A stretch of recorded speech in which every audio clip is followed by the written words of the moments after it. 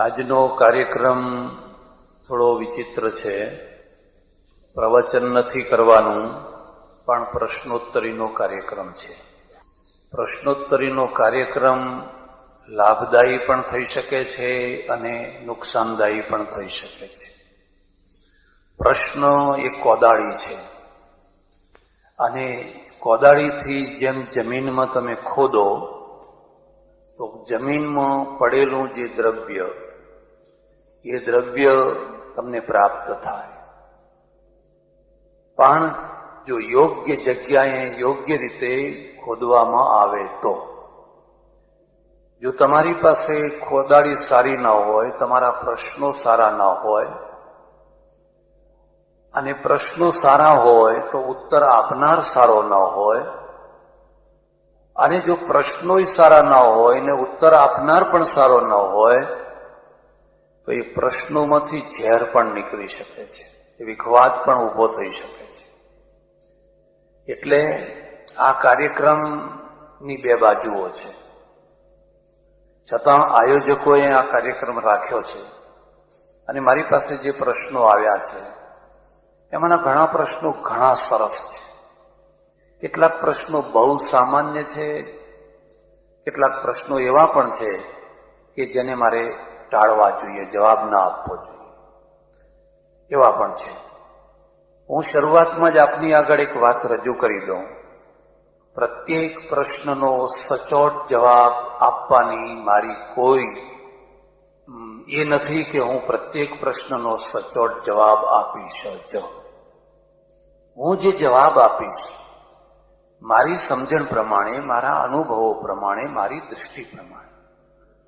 પણ સાથે સાથે હું આપ સૌને એ પણ પ્રાર્થના કરું છું કે મારા બધા ઉત્તરો સાચા જ છે અને તમારે માની જ લેવાના છે એવો મારો કોઈ આગ્રહ નથી. કદાચ તમે જો એ પ્રકારનું વર્તન કરો તો મેં મારો આજ સુધીનો જે કંઈ પ્રયત્ન કર્યો એ નિષ્ફળ ગયો કહેવાય. હું ચાંદે ચાંદ કરનારા માણસો ઉભા કરવામાં માનતો નથી. અમારે ત્યાં એવી માન્યતા છે કે પુત્ર હોય, નાનો બાળક હોય તો નાના બાળકની પાસેથી યુક્તમુપાદેયમ વચયમ બાલકાદપી, નાના બાળકની પાસેથી પણ યુક્તિપૂર્વકની વાત સ્વીકાર કરવી.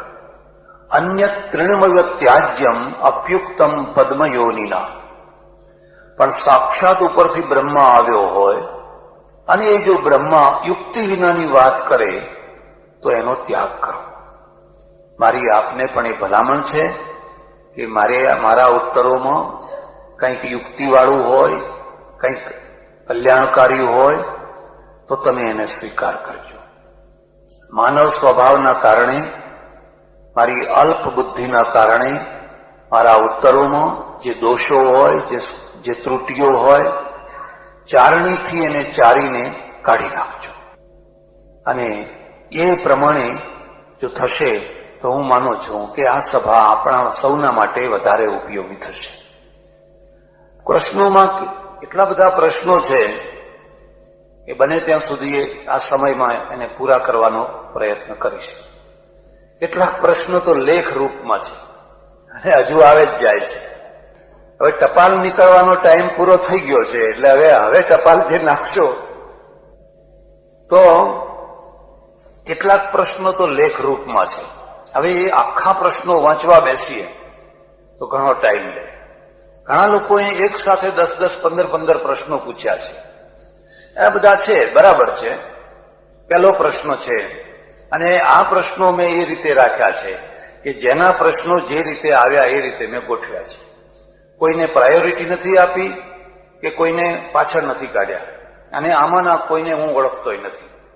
ઘણા ભાઈઓએ તો પોતાના નામ પણ નથી લખ્યા. બસ હવે ના લાવશો, લાવ. ઘણા ભાઈઓએ તો પોતાના નામ પણ નથી લખ્યા. મને કશો વાંધો નથી, પણ જો તમે નામ લખ્યું હોત તો પ્રશ્ન સાંભળનારને એમ ખ્યાલ આવત કે આ પ્રશ્ન પૂછનાર કોણ છે. મારા માટે તો બધું સરખું જ છે. પહેલો પ્રશ્ન છે એને હું આખો એટલા માટે વાંચું છું કે પ્રશ્ન પૂછનારે જ ઉત્તર આપી દીધો છે અને મારું કામ હળવું કરી દીધું છે. પ્રશ્ન પૂછનાર નામ નથી લખ્યું, પણ હું વાણિયો છું એટલું લખ્યું છે. અને આપણે બ્રાહ્મણથી શરૂઆત ના કરતા વાણિયાથી શરૂઆત કરીએ છીએ. ગઈકાલના આપના પ્રવચનમાંથી આપણે પાછા વળીએ, રૂઢિઓને તેના ગુણાનુસાર અપનાવીએ, અગર છોડી દઈએ એ ગમ્યું, અને એનાથી વ્યક્તિગત, સામાજિક અને આપણા હિન્દુ ધર્મનો ઉદ્ધાર અને વિકાસ સરળ છે એ સમજાયો. અને અત્યારની આપણી અધોગતિ અગર પરિસ્થિતિ એ વર્ણ વ્યવસ્થા ને મુખ્યત્વે કરીને આભાર છે એ સમજાયું. મેં એટલે વિચાર્યું છે કે મારે વ્યક્તિગત રીતે આ પરિસ્થિતિ સુધારવી હોય તો મારે મારા લોહીમાં જે વર્ણ સંસ્થાનું ઝેર છે તે કાઢી નાખવાની શરૂઆત કરવી જોઈએ. કારણ આજે તો કોઈ મને પૂછે તમે કેવા, તો હું મારા લોહીમાં રહેલા વર્ણ સંસ્થાના ઝેરને લીધે તરત જ કહું કે હું વાણિયો. અને મારું માનવું છે કે લગભગ દરેક ગુજરાતી અને હિન્દુ વ્યક્તિ પોતાની નાતનું જ નામ દેશે જો વર્ણ સંસ્થામાંથી ઉત્પન્ન થતા જે કંઈ પ્રગતિને આડે આવતા ગુણો યા દુર્ગુણો દૂર કરવા હોય, અને 4-5 પેઢીએ બધા જ ભિન્ન ભિન્ન જાતિવાળા નહીં પણ એક જ જાતિવાળા સંબંધ થવા માંગતા હોઈએ, તો તમારું આપણે પાછા વળીએ એને અમલમાં આજથી જ મૂકવું જોઈએ. મતલબ કે મારે હવે તમે કેવા ના જવાબમાં હું એક ગુજરાતી હિન્દુ એમ જ જવાબ દર વખતે સ્વાભાવિકતાથી આપતા થવું જોઈએ. જો હું આમાં સફળ થઈ મારા કુટુંબને પણ એ જ રીતે સંસ્કાર આપી વર્ણ સંસ્થાનું ઝેર લોહીમાંથી કાઢવાના પ્રયત્નની શરૂઆત કરું, તો મારું માનવું છે કે 3-4 પેઢીએ મારું કુટુંબ અમે વાણિયા નહીં હોઈએ પણ અમે ગુજરાતી હિન્દુ હોઈશું. ઉપરનો રસ્તો સાચો છે કે ખોટો, તમે માર્ગદર્શન આપશો. અગર સાચા હોય અને દરેક વ્યાખ્યાનમાં આવનારા આવી પહેલ કરે તો હું માનું છું જરૂર આપણે અત્યારે ઊંધી દિશામાં જઈ રહેલી આપણી જીવન યાત્રા સીધી દિશામાં થાય અને ધીમે ધીમે ધર્મ અને ધર્મપાલનને સારી રીતે સમજતા થઈએ. વર્ણ સંસ્થાએ આપણને પરદેશીઓના ગુલામ 12 થી 15મી સદી સુધી રાખ્યા, તો સુધારા માટે 3-4 પેઢી આપણે પ્રયત્ન કરતા કરતા રાહ જોવી પડે તો શું ખોટું? 1.5-2 સદી પછી જો આપણે બધા જ કહી શકીએ અમો હિન્દુસ્તાની હિન્દુ, તો એ મોટામાં મોટું તપ સાફલ્ય હશે. માર્ગદર્શન આપશો એ જ લિખિતમ. આજથી જ હું એક ગુજરાતી હિન્દુ, નહીં કે વાણિયો. આમાં 2 વાતો તરફ ધ્યાન આપવાનું છે. પ્રશ્ન ઉત્તર એમણે જ આપ્યો છે અને મને આનંદ છે કે એ મને ગમતો ઉત્તર આપ્યો છે, પણ મારે થોડો સુધારો એ કરવાનો છે. વર્ણ સંસ્થાના સંસ્કાર અલગ વસ્તુ છે અને ઝેર અલગ વસ્તુ છે. ઘણા લોકોમાં, મારા સુદ્ધામાં એ સંસ્કાર છે. ઝેર ક્યારે થાય છે કે જ્યારે તમે બીજાના પ્રત્યે ઘૃણા કરતા થાવ છો ત્યારે. તમે બ્રાહ્મણ હો, વાણિયા હો, પટેલ હો, અને તમને પરંપરાના જે સંસ્કાર છે એ સંસ્કાર રહેતા હોય ત્યાં સુધી એ બહુ ભયાનક નથી. ભયાનક ક્યારે થાય છે કે બાકી બીજા બધા પ્રત્યે તમારા મનમાં ઘૃણા જાગે છે, તિરસ્કાર જાગે છે. તે ઘૃણા ઉત્પન્ન કરનારું જે તત્વ છે એનું નામ ઝેર છે. એટલે સંસ્કાર અને ઝેર આ બંને વચ્ચેનો ફરક છે. ઘણીવાર એવું બને કે ઘણા વાણિયા પોતાની જાતને વાણિયા માનતા હોય, પટેલો પટેલ માનતા હોય, બ્રાહ્મણો બ્રાહ્મણ માનતા હોય, પણ કોઈના પ્રત્યે ઝેર ના રાખતા હોય, કોઈને ઉતારી ના પાડતા હોય, કોઈને હલકા ના માનતા હોય, તો એ ઝેરની કક્ષાએ નથી, એટલા બધા ભયંકર નથી. માત્ર એના પરંપરાના સંસ્કારો બદલવાની જરૂર છે. અને આવું કામ બહુ સરળતાથી કરી શકાય છે. અને તમે નહીં કરો તો પણ તમારા બાળકો હવે આ સંસ્કારોને આગળ લઈ જવા તૈયાર થશે નહીં. તમારા બાળકો એ નોર્મલ થતા જવાના છે. એ આપણી ઈચ્છા હોય કે ન ઈચ્છા હોય તો એ વસ્તુ થઈ રહી છે. બીજી વાત, આપણે 12મી શતાબ્દીથી માંડીને 15મી શતાબ્દી સુધી ગુલામ રહ્યા એ વાત બરાબર નથી. આપણે લગભગ 2500 વર્ષથી ગુલામ છીએ. તમને વિશ્વાસ ના હોય તો મારું ઇતિહાસનું પુસ્તક વાંચજો. આપણે શકોના ગુલામ રહ્યા, ગ્રીકોના ગુલામ રહ્યા, ઈરાનીઓના ગુલામ રહ્યા, સિથિયનોના ગુલામ રહ્યા, હુણોના ગુલામ રહ્યા. એ વાત જુદી કે બધા અહીંયા આવીને ભળી ગયા, ઓતપ્રોત થઈ ગયા. એમના દેવો આપણામાં ભળ્યા, એમના ભગવાનો આપણામાં ભળ્યા, એમના રીતિ રિવાજો આપણામાં ભળ્યા, અને એ બધું ખીચડો થતો ગયો. અને એમની અલગ જે ઓળખ હતી એ ઓળખ ના રહી, એટલે આજે કોણ શક છે કોણ હોણ છે એવું કહેવું બહુ મુશ્કેલ થઈ ગયું. બધા હિન્દુ થઈ ગયા. પણ 10મી શતાબ્દીથી જે મુસ્લિમ વર્ગ ભારતમાં આવ્યો એ ના ધર્મથી ભળી શક્યો, ના કલ્ચરથી ભળી શક્યો, ના બીજી રીતે ભળી શક્યો. અને ના ભળી શક્યો ત્યાં સુધી વાત હોત તો બહુ એટલું બધું નહોતું. પણ એણે આપણા ધર્મ ઉપર, આપણા કલ્ચર ઉપર, આપણા મંદિરો ઉપર, આપણી જીવન વ્યવસ્થા ઉપર બહુ મોટો આઘાત કર્યો, બહુ મોટો પડકાર કર્યો, તોડફોડ કરી, ભાંગફોડ કરી. અને એ બધાની વેદના આપણા મનમાં ઊંડે ઊંડે બેસેલી છે. એ સ્વાભાવિક છે. અંગ્રેજોએ રાજ કર્યું તે અંગ્રેજોના પ્રત્યે જે આઘાત એ આપણા મનમાં એટલો બધો નથી, કારણ કે એમણે કોઈ આવી તોડફોડ ના કરી. પણ તોડફોડ કરનારા છે. અને આજે પણ કેટલાક અંશમાં બીજા બધા દેશોમાં આવું બધું ચાલે છે, એટલે આપણા મનમાં થોડોક આઘાત લાગે છે. સાચી વાત એ છે કે ગુલામીના 3 કારણો છે. હું ઘણી વાર લોકોને કહું છું ને ફરી પાછું રિપીટ કરું છું. વર્ણ વ્યવસ્થાના કારણે સોલ્જરોની ઓછામાં ઓછી સંખ્યા, અહિંસાવાદના અતિરેકથી જે માણસો છે એમાં સોલ્જર થવાની ક્ષમતાનો અભાવ, અને બનાવટી અધ્યાત્મવાદ. જે અધ્યાત્મવાદ સમૃદ્ધિનો વિરોધી, ઉન્નતિનો વિરોધી અને માનવતાનો વિરોધી એવો બનાવટી અધ્યાત્મવાદ આપણા જીવનમાં પ્રવેશ્યો. અને એ 3 કારણે, એકે આપણા સમાજને તોડી નાખ્યો, બીજાએ આપણા મસ્તિષ્કને તોડી નાખ્યું, અને ત્રીજાએ આપણી મહત્વાકાંક્ષી ભરેલી પ્રવૃત્તિને તોડી નાખી. આ 3માંથી આપણે છૂટવું જોઈએ. હવે મનસુખભાઈ ત્રિવેદી, આ ભાઈના પણ ઘણા પ્રશ્નો છે અને બહુ લાંબુ છે. ગઈકાલ સાંજની સભામાં આપણે જણાવેલ મહર્ષિ વિશ્વામિત્ર ધનુષબાણ અને હથિયારો રાખતા, આમના પ્રશ્નો બહુ સરસ છે અને એટલે હું એક એક પ્રશ્નને વાંચીશ. છતાં તેમણે મહારાજા દશરથ પાસે પોતાના યજ્ઞની રક્ષા માટે શ્રી રામ તથા શ્રી લક્ષ્મણની માગણી શા માટે કરી હતી? પોતે પણ યજ્ઞની રક્ષા કરી શકે તેવા શક્તિશાળી હતા. આ વાત સાચી છે, પણ પોતાની શક્તિ ઓછી પડે ત્યારે બીજાની શક્તિની મદદ લેવી જોઈએ. વિશ્વામિત્ર અનુષ્ઠાનમાં બેસે અને ત્યારે એક રક્ષકની જરૂર હતી, અને એ રીતે એમના અનુષ્ઠાનને પૂરું કરવા માટે રામ અને લક્ષ્મણની માગણી કરી. એક વાત, વિશ્વામિત્ર ધનુર્વેદના રચનારા છે. આપને ઘણાને ખબર નહીં હોય, આપણા 4 વેદ છે અને 4 ઉપવેદ છે, અને 4 ઉપવેદો સંસારના પ્રશ્નોને ઉકેલવા માટે છે. એમાં ઋગ્વેદ છે, એ ઋગ્વેદનો જે ઉપવેદ છે એ ધનુર્વેદ છે. યજુર્વેદનો ઉપવેદ આયુર્વેદ છે. સામવેદનો ઉપવેદ ગાંધર્વવેદ છે, અને અથર્વવેદનો ઉપવેદ અર્થવેદ છે. એકમાં ધનુર્વિદ્યા છે, એકમાં શરીર વિજ્ઞાન છે, એકમાં લલિત કળા છે, સંગીત સાહિત્ય કલા, અને એકમાં અર્થશાસ્ત્ર છે. આ 4 આપણા પ્રત્યક્ષ જીવનને સ્પર્શનારી વસ્તુ છે. એનું વર્ણન વિવેચન નહીં કરું, પણ ધનુર્વેદના રચનારા મહર્ષિ વિશ્વામિત્ર છે. એટલે શસ્ત્રો સંબંધી એમની બહુ દ્રઢ માન્યતા છે. પણ ગમે એવા શસ્ત્રધારી માણસ હોય તો પણ એને જો વધારે મોટું કામ કરવું હોય તો બીજા માણસોની મદદ લેવી જોઈએ.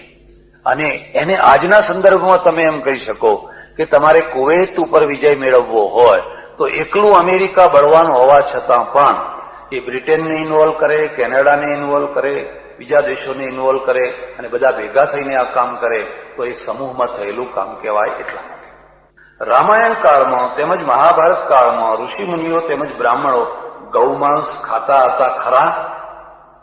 આ લાગણીનો પ્રશ્ન છે. રિસર્ચ અલગ વસ્તુ છે અને લાગણી અલગ વસ્તુ છે, અને ધાર્મિક ક્ષેત્ર લાગણીનું ક્ષેત્ર છે. અને એટલા માટે આ આખો પ્રશ્ન લાગણીના ક્ષેત્રમાં આવે છે, એટલે હું એનો જવાબ નહીં આપું. એનો અર્થ એવો નથી કે મારે અહીં જવાબ આપવો જ જોઈએ ફરજિયાત, પણ લાગણીનું ક્ષેત્ર હોવાથી તમે રિસર્ચ કરો અથવા કોઈ રિસર્ચ કરનાર હોય એને જઈને પૂછો. શ્રી કૃષ્ણને અષ્ટપટ રાણીઓ હતી, તેથી બીજી પણ રાણીઓ હશે. કૃષ્ણ જેવા મહાન પુરુષે શા માટે આટલી બધી રાણીઓ કરી હશે? મહાપુરુષ અને ઘણી રાણીઓ એ બે વિરોધી વાતો નથી. દશરથને 3 હતી. હું તો એટલું કહું કે રામ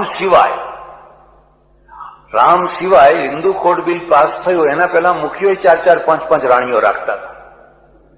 દરબારો, નવાબો, મુખીઓ આ બધા રાખતા હતા. અને ખાસ કરીને રાજકીય રીતે જો તમે એનો વિચાર કરો તો એની પાછળ એક કારણ હતું કે જે રાજા સાથે, જે રાષ્ટ્ર સાથે તમારે સ્થાયી સંબંધો સુધારી દેવા હોય તો એની સાથે દીકરીનો સંબંધ બાંધવાનો, કાં તો દીકરી લેવાની કાં તો દીકરી આપવાની. સેલ્યુકસની દીકરી છે એ ચંદ્રગુપ્તને પરણાવી, તમને કદાચ ખબર હોય કે ના હોય. સેલ્યુકસે પોતાની દીકરીને ચંદ્રગુપ્ત સાથે પરણાવી અને એ સંબંધના દ્વારા એ બંનેનો જે સંબંધ, લડાયક સંબંધ હતો એ મૈત્રીમાં બદલી ગયો. એટલે ભૂતકાળમાં કેટલીક વાર આવા કારણોસર પણ રાજા મહારાજાઓ ઘણી રાણીઓ કરતા અને સમાજમાં પણ આવું ઘણી વાર થતું. અને ખાસ કરીને કેટલાક દેશોમાં એટલા માટે પણ આવું કરવું પડતું કે પુરુષો જયારે યુદ્ધમાં જાય અને પુરુષો મોટા પ્રમાણમાં મરાય તો એમની વિધવા થયેલી સ્ત્રીઓ એક બહુ મોટું અનબેલેન્સ ઉભું કરી દે. બીજા વિશ્વયુદ્ધ પછી તમે જુઓ તો યુરોપમાં એટલું મોટું અનબેલેન્સ થઈ ગયેલું, 2 કરોડ માણસો મરી ગયેલા બીજા વિશ્વયુદ્ધમાં, અને 2 કરોડ સ્ત્રીઓ છે એ પુરુષો વિનાની થયેલી. આ અનબેલેન્સને જો તમે આ એક નહેર દ્વારા વ્યવસ્થિત ન કરો તો એમાંથી બહુ મોટો અનાચાર ઉભો થાય, બહુ મોટો દુરાચાર ઉભો થાય, બહુ મોટી અવ્યવસ્થા ઉભી થાય. એટલા માટે પણ હશે. પણ કૃષ્ણ છે મારી દૃષ્ટિએ વ્યક્તિ નથી. એમની 8 રાણીઓ કઈ હતી એ જોવી હોય તો તમે ભગવદ્ ગીતામાં જઈને તપાસ કરી શકો છો. ભગવદ્ ગીતામાં લખ્યું, ભૂમિ રાપો નલો વાયુ ખમ મનો બુદ્ધિરેવ ચ અહંકાર ઇતિ યમ્મે ભિન્ના પ્રકૃતિ રષ્ટધા. આ મારી 8 પ્રકારની પ્રકૃતિ છે, આ મારી 8 રાણીઓ છે. મમ યોનિર મહદ બ્રહ્મ તસ્મિન ગર્ભમ દધામ્યહમ. અર્જુન, આ જે પ્રકૃતિ છે એ મારી મહદ બ્રહ્મ છે. મમ યોનિર મહદ બ્રહ્મ તસ્મિન ગર્ભમ દધામ્યહમ. હું એમાં ગર્ભની સ્થાપના કરું છું. સંભવ સર્વભૂતાનામ તતો ભવતી ભારત. આ પ્રકૃતિ રૂપી જે મારી મહારાણી છે એમાંથી બધા ભૂતોની ઉત્પત્તિ થાય છે. હું આપને ભલામણ કરું, કૃષ્ણને આધ્યાત્મિક દ્રષ્ટિએ જોવા જોઈએ અને એના માટે મારું પુસ્તક છે કૃષ્ણ લીલા રહસ્ય. કૃષ્ણ લીલા રહસ્ય શક્ય હોય તો વાંચો. શ્રી કૃષ્ણ યોગેશ્વર શા માટે કહેવાયા? આ એમનો ચોથો પ્રશ્ન છે. કારણ કે જેટલા યોગ છે એ બધા યોગના એ ઈશ્વર. બધા યોગ એટલે એનો અધ્યાત્મ યોગ, એનો રાજયોગ, એનો ભૌતિક યોગ, એને નૃત્ય યોગ આવડે, એને ભોજન યોગ આવડે, એને પતરાળા ઉપાડતા આવડે, એને વેષ્ટિ કરતા આવડે. એવું કયું કામ છે કે જે કામ કૃષ્ણને ના આવડતું હોય અને પરાકાષ્ઠા સુધી એની યોગ્યતા ના પહોંચી હોય? એવું કયું કામ? બીજા બધાની અંદર વન ટ્રેક છે. એક માણસ આ જ કરી શકે સુપર રીતે, બીજો માણસ આ જ કરી શકે, ત્રીજો માણસ આ જ કરી શકે, ચોથો માણસ આ જ કરી શકે. જ્યારે કૃષ્ણ છે એ બધું જ કરી શકે છે. નાચતા આવડે, ગાતા આવડે, કૂદતા આવડે, રમતા આવડે, વેષ્ટિ કરતા આવડે, અધ્યાત્મ ચર્ચા કરતા આવડે, યુદ્ધ કરતા આવડે, યુદ્ધથી ભાગી જતા આવડે ને. જેટલા યોગો હોય જીવનના એ તમામ યોગો એમનામાં છે. એટલે આપણે એમને યોગેશ્વર કહીએ છીએ. એકલવ્યનો અંગૂઠો કાપેલ, તેને માટે શા માટે કોઈએ વાંધો ઉઠાવ્યો નહીં? જોકે અંગૂઠો દ્રોણાચાર્ય ગુરુ દક્ષિણામાં માગેલ ત્યારે ધર્મરાજ તેના ભાઈઓ સહિત તેમજ કૌરવોમાં પણ દુર્યોધન ભાઈઓ સહિત હાજર હતા. શા માટે તેઓએ વાંધો રજૂ ન કર્યો? હવે એવું છે કે દરેક સમયના પોતપોતાના મૂલ્યો હોય છે, દરેક સમયના રીતિ રિવાજો હોય છે, દરેક સમયની માન્યતાઓ હોય છે. અને એ માન્યતા પ્રમાણે એક નાના ગ્રુપમાં આવું થયું હશે અને વાંધો કોઈએ ઉઠાવ્યો હશે તો પણ મહાભારતમાં એ વાંધાને સ્થાન નહીં મળ્યું હોય. બધું જ કંઈ કાવ્યમાં બધાને સ્થાન મળતું હોતું નથી, પણ જે રીતે મહાભારત છે એમાં વાંધો ઉઠાવેલો દેખાતો નથી. એ સાચી વાત છે અને એના કારણે આપણને ઘણું સહન કરવું પડ્યું છે, સહન કરવું પડી રહ્યું છે. હવે આપણે આ બાબતમાં વાંધો ઉઠાવીએ. હવે કોઈ એકલવ્યનો અંગૂઠો ન કપાય અને આ એકલવ્યનો અંગૂઠો જે કપાયો એને આપણે કોઈ આદર્શ ના માનીએ, પણ ગાંધીજી જેમ અસ્પૃશ્યતાને હિન્દુ ધર્મનું કલંક માનતા હતા અને કલંકને ધોવાનો પ્રયત્ન કરતા હતા, એમ આપણે આવી ભૂલોને ધોવાનો પ્રયત્ન કરીએ. ભીષ્મ જેવા મહાન પુરુષ જે ગાંગેય કહેવાતા, તેની સત્તા હસ્તિનાપુરમાં વરિષ્ઠ હતી, છતાંય ચીરહરણ વખતે આવા જ્ઞાની પુરુષે જરા પણ અનાહતાની કર્યા વગર વસ્ત્રહરણ જોયા કરેલ તો એ પાપના ભાગીદાર ખરા કે નહીં? આવા લોકોને મરણ બાદ શા માટે સ્વર્ગમાં લઈ ગયા હશે? આ વાત સાચી છે. કાલે મેં થોડી ચર્ચા એની કરેલી. કેટલીક વાર એવું બનતું હોય છે કે સમર્થમાં સમર્થ વ્યક્તિ પણ કોઈ એક પોઈન્ટ ઉપર, કોઈ એક જગ્યા ઉપર કર્તવ્ય વિમૂઢ થઈ જતો હોય છે, લાગણીઓના કારણે કે બીજા કોઈ કારણે. અને ત્યારે ભીષ્મે ખરેખર એવું કહેવું જોઈતું હતું કે આ દ્રૌપદીના વસ્ત્રહરણ થાય એ બરાબર નથી, પણ એ ન કહ્યું એ બરાબર નથી. આપણે એનો બચાવ ના કરી શકીએ. પણ ભીષ્મનું બીજું ઘણું મોટું જમા પાસું છે. આ એકાદ વાતને બાદ કરીએ તો ભીષ્મનું ઘણું મોટું જમા પાસું છે. અને એટલે જ્યારે પણ કોઈ એક વ્યક્તિ માટે આપણે કોઈ અભિપ્રાય બાંધવા તૈયાર થઈએ તો એના એકાદ નાના કાર્યને, એક નાની ભૂલને કે એકાદ નાના સારા કાર્યને રાખીને જ પૂરો અભિપ્રાય બાંધવો જોઈએ નહીં. એના સમગ્ર જીવનને જોવું જોઈએ. અને માણસથી નાની મોટી ભૂલો થતી હોય છે. કોઈ પોઈન્ટ ઉપર કદાચ કંઈ થઈ ગયું હશે, બાકી એનું મોટું જમા પાસું છે, એને પણ આપણે ધ્યાનમાં રાખવું જોઈએ. કર્ણ સારથી પુત્ર કહેવાતા, તેના પરાક્રમની બધાને ખબર હતી, ત્યારે રાજ્યકર્તાઓ તેના વિશે કેમ કોઈએ માહિતી એકઠી ન કરી? જો કરી હશે તો શા માટે ભીષ્મ જેવા શાણા પુરુષોએ આ વાત ઢાંકી રાખી હશે? ખરેખર તો છેલ્લી ઘડી સુધી ઘણાને ખબર નથી. અને છેલ્લી ઘડીએ કુંતીએ પોતે જ જાહેરાત કરી કે કર્ણ મારો પુત્ર છે. કારણ કે મા સિવાય બીજા કોઈને ખબર ન હોય એટલે આ વાત આખી ઢંકાયેલી જ રહી હતી. અને એમાં એટલે બીજાનો કોઈનો દોષ નહીં. રામાયણ કાળમાં તથા મહાભારતમાં બ્રાહ્મણો પણ રાજ્ય કરતા હતા, તેમજ 4 વર્ણમાં દીકરા દીકરીઓનું લગ્ન થઈ શકતા હતા. ત્યારે આજે 18 વર્ણ નહીં પણ 1800 વર્ણ ઉપસ્થિત છે. તે કોણે બનાવ્યા, ક્યારે બનાવ્યા, શા માટે બનાવ્યા, એ બનાવતી વખતે કેમ ખ્યાલ ના રહ્યો ન હતી? આ વાત સાચી છે. તમે પ્રાચીન કાળમાં જોશો તો ઘણા લગ્નો છે એ અંતરવર્ણીય થયા છે. દાખલા તરીકે વ્યાસ જ જોઈ લો. વ્યાસના પિતા છે બ્રાહ્મણ છે અને માતા છે એ મત્સ્યગંધા છે. એવા તો કેટલાય દાખલાઓ આપી શકાય.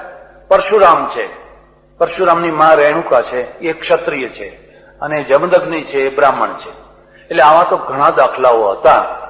અને કાળે કરીને આપણે આ બધી વાતોથી પર થયા.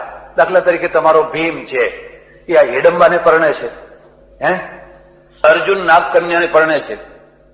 અને આપણે બહુ આનંદમાં આવી જઈએ જયારે મહાભારતકાર કોઈ કથા કરતો હોય કે ભીમ હિડંબાને લઈ આવ્યો ને આમ લાવ્યો ને એનો ઘટોત્કચ પુત્ર થયો, તો લોકો ખુશ થતા હોય. પણ એમનો ભીમ જો કોઈ હિડંબાને લઈ આવે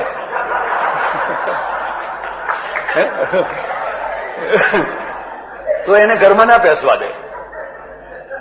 મધ્યકાળ, જેને આપણે પૌરાણિક કાળ કહીએ છીએ, મધ્યકાળની અંદર હિન્દુ પ્રજાએ બહુ મોટો ખોટો વળાંક લીધો. અને એ જે ખોટો વળાંક લીધો ને એને ધર્મ માની લીધો.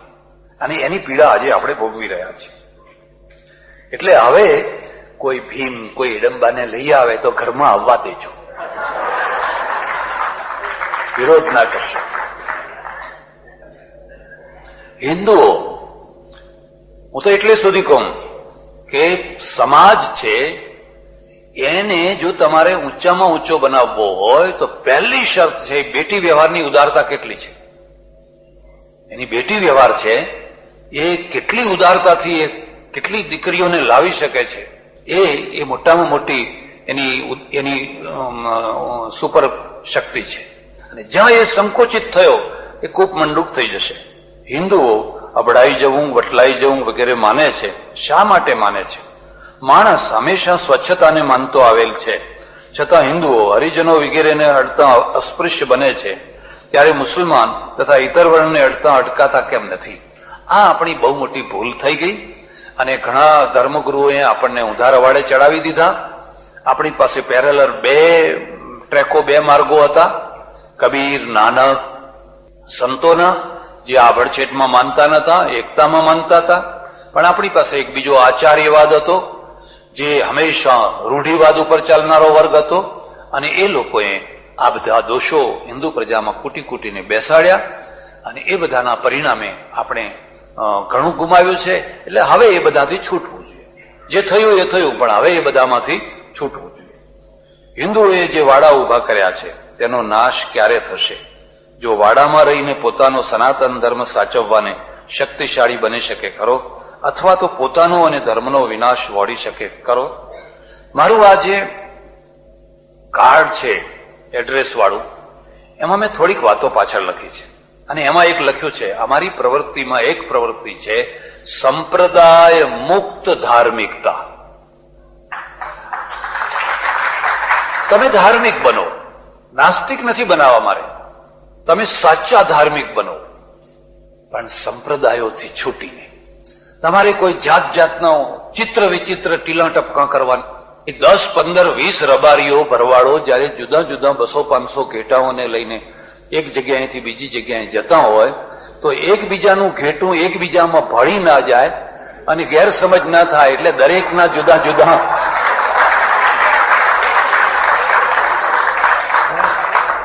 એટલા માટે આ લોકો દરેકના ઉપર જુદા જુદા કલર કરતા, અને એ કલર આપણા રબારીઓએ કર્યા છે.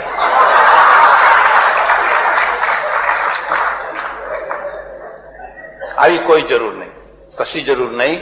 તમે સાચા ધાર્મિક બનો. આપણો મૂળ ધર્મ સનાતન ધર્મ છે, એક ધર્મ છે, અને સંપ્રદાયોને પણ આપણે સલામ કરીએ છીએ.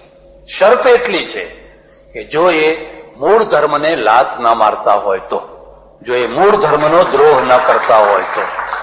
જો માને લાત મારી અને દીકરો મોટો થવા નીકળ્યો હોય તો હું સમજુ છું કે એ દીકરાના પગ પકડી લેવા જોઈએ. ખબરદાર જો બીજી વાર લાત મારી તો. આ માં છે, આ જનની છે. કેટલીક વાર આવું થતું દેખાય છે, ત્યારે આપણે સૌએ સાવધાન રહેવું જોઈએ, અને એકીકરણ કરવાની જે પ્રક્રિયા છે એ પ્રક્રિયાના દ્વારા લોકોને સમજાવવા જોઈએ કે આવો આપણે એક થઈએ. કોઈ જરૂર નથી. માનો તમને ખબર છે હિન્દુસ્તાનમાં કેટલા સંપ્રદાયો છે? 20,000. 20,000. અને આ 20,000 ન હોત તો શું વાંધો હતો? હું જયારે પહેલી વાર અહીં આવ્યો ત્યારે આટલા બધા સંપ્રદાયો, આટલા બધા વાળા નતા, અને બધા હળી મળીને રહેતા હતા. ભારતમાં પણ ગામમાં જાઓ, નવરાત્રી કરે, જય શ્રી કૃષ્ણ બોલે, રામ રામ બોલે, જય અંબે બોલે, કોઈને કોઈ એલર્જી નહીં. તમે જે બોલો એ બોલે, જ્યાં જે બોલાતું હોય એ રીતે લોકો બોલે. મથુરા તરફ જાઓ, જય ગોપાળજી બોલે તો જય ગોપાળજી બોલવા. આપણે તો એલર્જી હતી જ નહીં. પછી એલર્જી આવી, આ ના બોલાય, આ બોલે તો જ જવાબ આપવાનો, આ બીજો શબ્દ ના બોલાય, આ બધું આવ્યું, અને એને તમને નુકસાન કર્યું છે, ફાયદો કશો નથી. કોઈ નામ નથી. સાદર પ્રણામ. પ્રશ્નો શિષ્ય ભાવે પૂછું છું, કૃપયા ઉત્તર આપી કૃપાત. વર્ણ વ્યવસ્થા અર્વાચીન કાળમાં અસ્વીકાર્ય છે. દેશના કલ્યાણ માટે એનો અંત આવે હિતાવા છે, પરંતુ ગીતાજીમાં કહ્યું છે ચાતુર્વર્ણિમ મયા સૃષ્ટમ ગુણકર્મ વિભાગશ. હિન્દુ માત્ર ગીતામાં શ્રદ્ધાપૂર્વક માને છે, તો પછી વર્ણ વ્યવસ્થા અસ્થાને છે એ માન્યતા સાથે સમન્વય કેવી રીતે સાધવો? ખ્રિસ્તીઓ બાઇબલનું સંસ્કરણ કરે છે, એ રીતે ગીતાજીમાંથી એવા શ્લોકો કાઢી નાખવા આ પ્રશ્ન છે. આ પ્રશ્ન બહુ સરસ છે, પણ મુશ્કેલી ક્યાં છે કે ચાતુર્વર્ણ્યમ મયા સૃષ્ટમ આટલું વાક્ય આપણે પકડીને બેસી જઈએ છીએ. આગળ તરત જ લખ્યું છે ગુણકર્મ વિભાગશ. તરત જ લખ્યું છે ગુણકર્મ વિભાગશ. જો તમે ગુણ અને કર્મ પ્રમાણે જો આ વર્ણ વ્યવસ્થા માનતા હોત તો અર્જુન, કર્ણ અને એકલવ્યમાં કોઈ ભેદ ન હોત. કારણ ત્રણેયની અંદર ગુણ અને કર્મ, જેટલા ગુણ અર્જુનમાં છે એટલા કર્ણમાં છે, એટલા એકલવ્યમાં છે. પણ જે માન અર્જુનને મળ્યું એ કર્ણને ના મળ્યું, અને એકલવ્યને તો એથી પણ ના મળ્યું. એટલે ગીતાને આ શ્લોક કાઢી નાખવાની જરૂર નથી. જરૂર એટલી છે કે ગુણકર્મ વિભાગશ એને આગળ રાખવાની જરૂર છે. અને જો એ ગુણકર્મ વિભાગશ વ્યવસ્થા ના કરી શકાતી હોય તો હવે આ આખી વાતને જ છોડી દેવાની. કારણ કે ગુણકર્મ વિભાગશ વ્યવસ્થા નથી થઈ શકતી. એક માણસ 10 વર્ષ મિલિટરીમાં રહી આવ્યો અને આવીને પછી દુકાન કરી. હવે 10 વર્ષ એક ક્ષત્રિય રહ્યો અને 5 વર્ષ દુકાન કરી, એટલે હવે એને વૈશ્ય બનાવી દેવું? અને આ કોણ બનાવશે કે કોણ ક્ષત્રિય છે અને કોણ વૈશ્ય છે? એક પટેલ છે, એ પ્રોફેસર છે, એક ભાઈ પ્રોફેસર છે, અને એટલે હવે એને આપણે બ્રાહ્મણ બનાવી દઈએ. પણ બીજો ભાઈ ખેડૂત છે એટલે એને વૈશ્ય બનાવીએ. અને ત્રીજો ભાઈ છે એ માનો કે લશ્કરમાં છે એટલે એને ક્ષત્રિય બનાવીએ. હવે દીકરી વ્યવહારની કેવી રીતે વ્યવસ્થા થશે? આના માટે બ્રાહ્મણની દીકરી લાવવી, આના માટે વૈશ્યની લાવવી, આના માટે ક્ષત્રિયની લાવવી. આ વ્યવહારિક નથી. અને વ્યવહારિક નથી એટલે ગીતાએ એ સમયની પરંપરા પ્રમાણે અર્જુનના માટે એક સમાધાન રૂપ લખેલું કે ભાઈ આ બરાબર છે. થોડાક લોકો લડનારા રહેશે, થોડાક વેપાર કરનારા રહેશે, થોડાક ભણનારા રહેશે, એ બધું બરાબર છે. પણ જેનામાં જે ગુણ હોય એ. એક બીજી વાત હું તમને કહું, ગુણ અને કર્મ આ બંનેને તમે ઉત્પન્ન કરી શકો છો. પટેલો વેપારી થયા કે ના થયા? એ ગુણ નવો પેદા થયો કે ના થયો? પહેલા વાણિયા જ વેપાર કરતા હતા, હવે કેમ પટેલો વેપાર કરતા થયા? આ ગુણ નવો ઉત્પન્ન થયો. ગુણ ઉત્પન્ન થયો એટલે કર્મ પણ નવું ઉત્પન્ન થયું. વર્ષ હમણાં સુધી બિચારા હરિજનો અને પછાત કોમ છે એ તો પટાવાળા નતા થઈ શકતા. આજે તમે મંત્રીઓ થઈ શકે છે, કલેક્ટર થઈ શકે છે, એનામાં એ ગુણ કર્મ ઉભો કરી શકાયો. એટલે આપણો પ્રયત્ન એવો હોવો જોઈએ કે જે ભાઈઓમાં ગુણકર્મ ન થયા હોય એમાં પણ એ ગુણકર્મ થાય. અને આપણે શુદ્રો બનાવવા નથી, આપણે બધાને શુદ્રો બનાવવા નથી, બધાને બ્રાહ્મણો બનાવો, બની શકે તો, અને નહીં તો પછી માણસો બનાવો.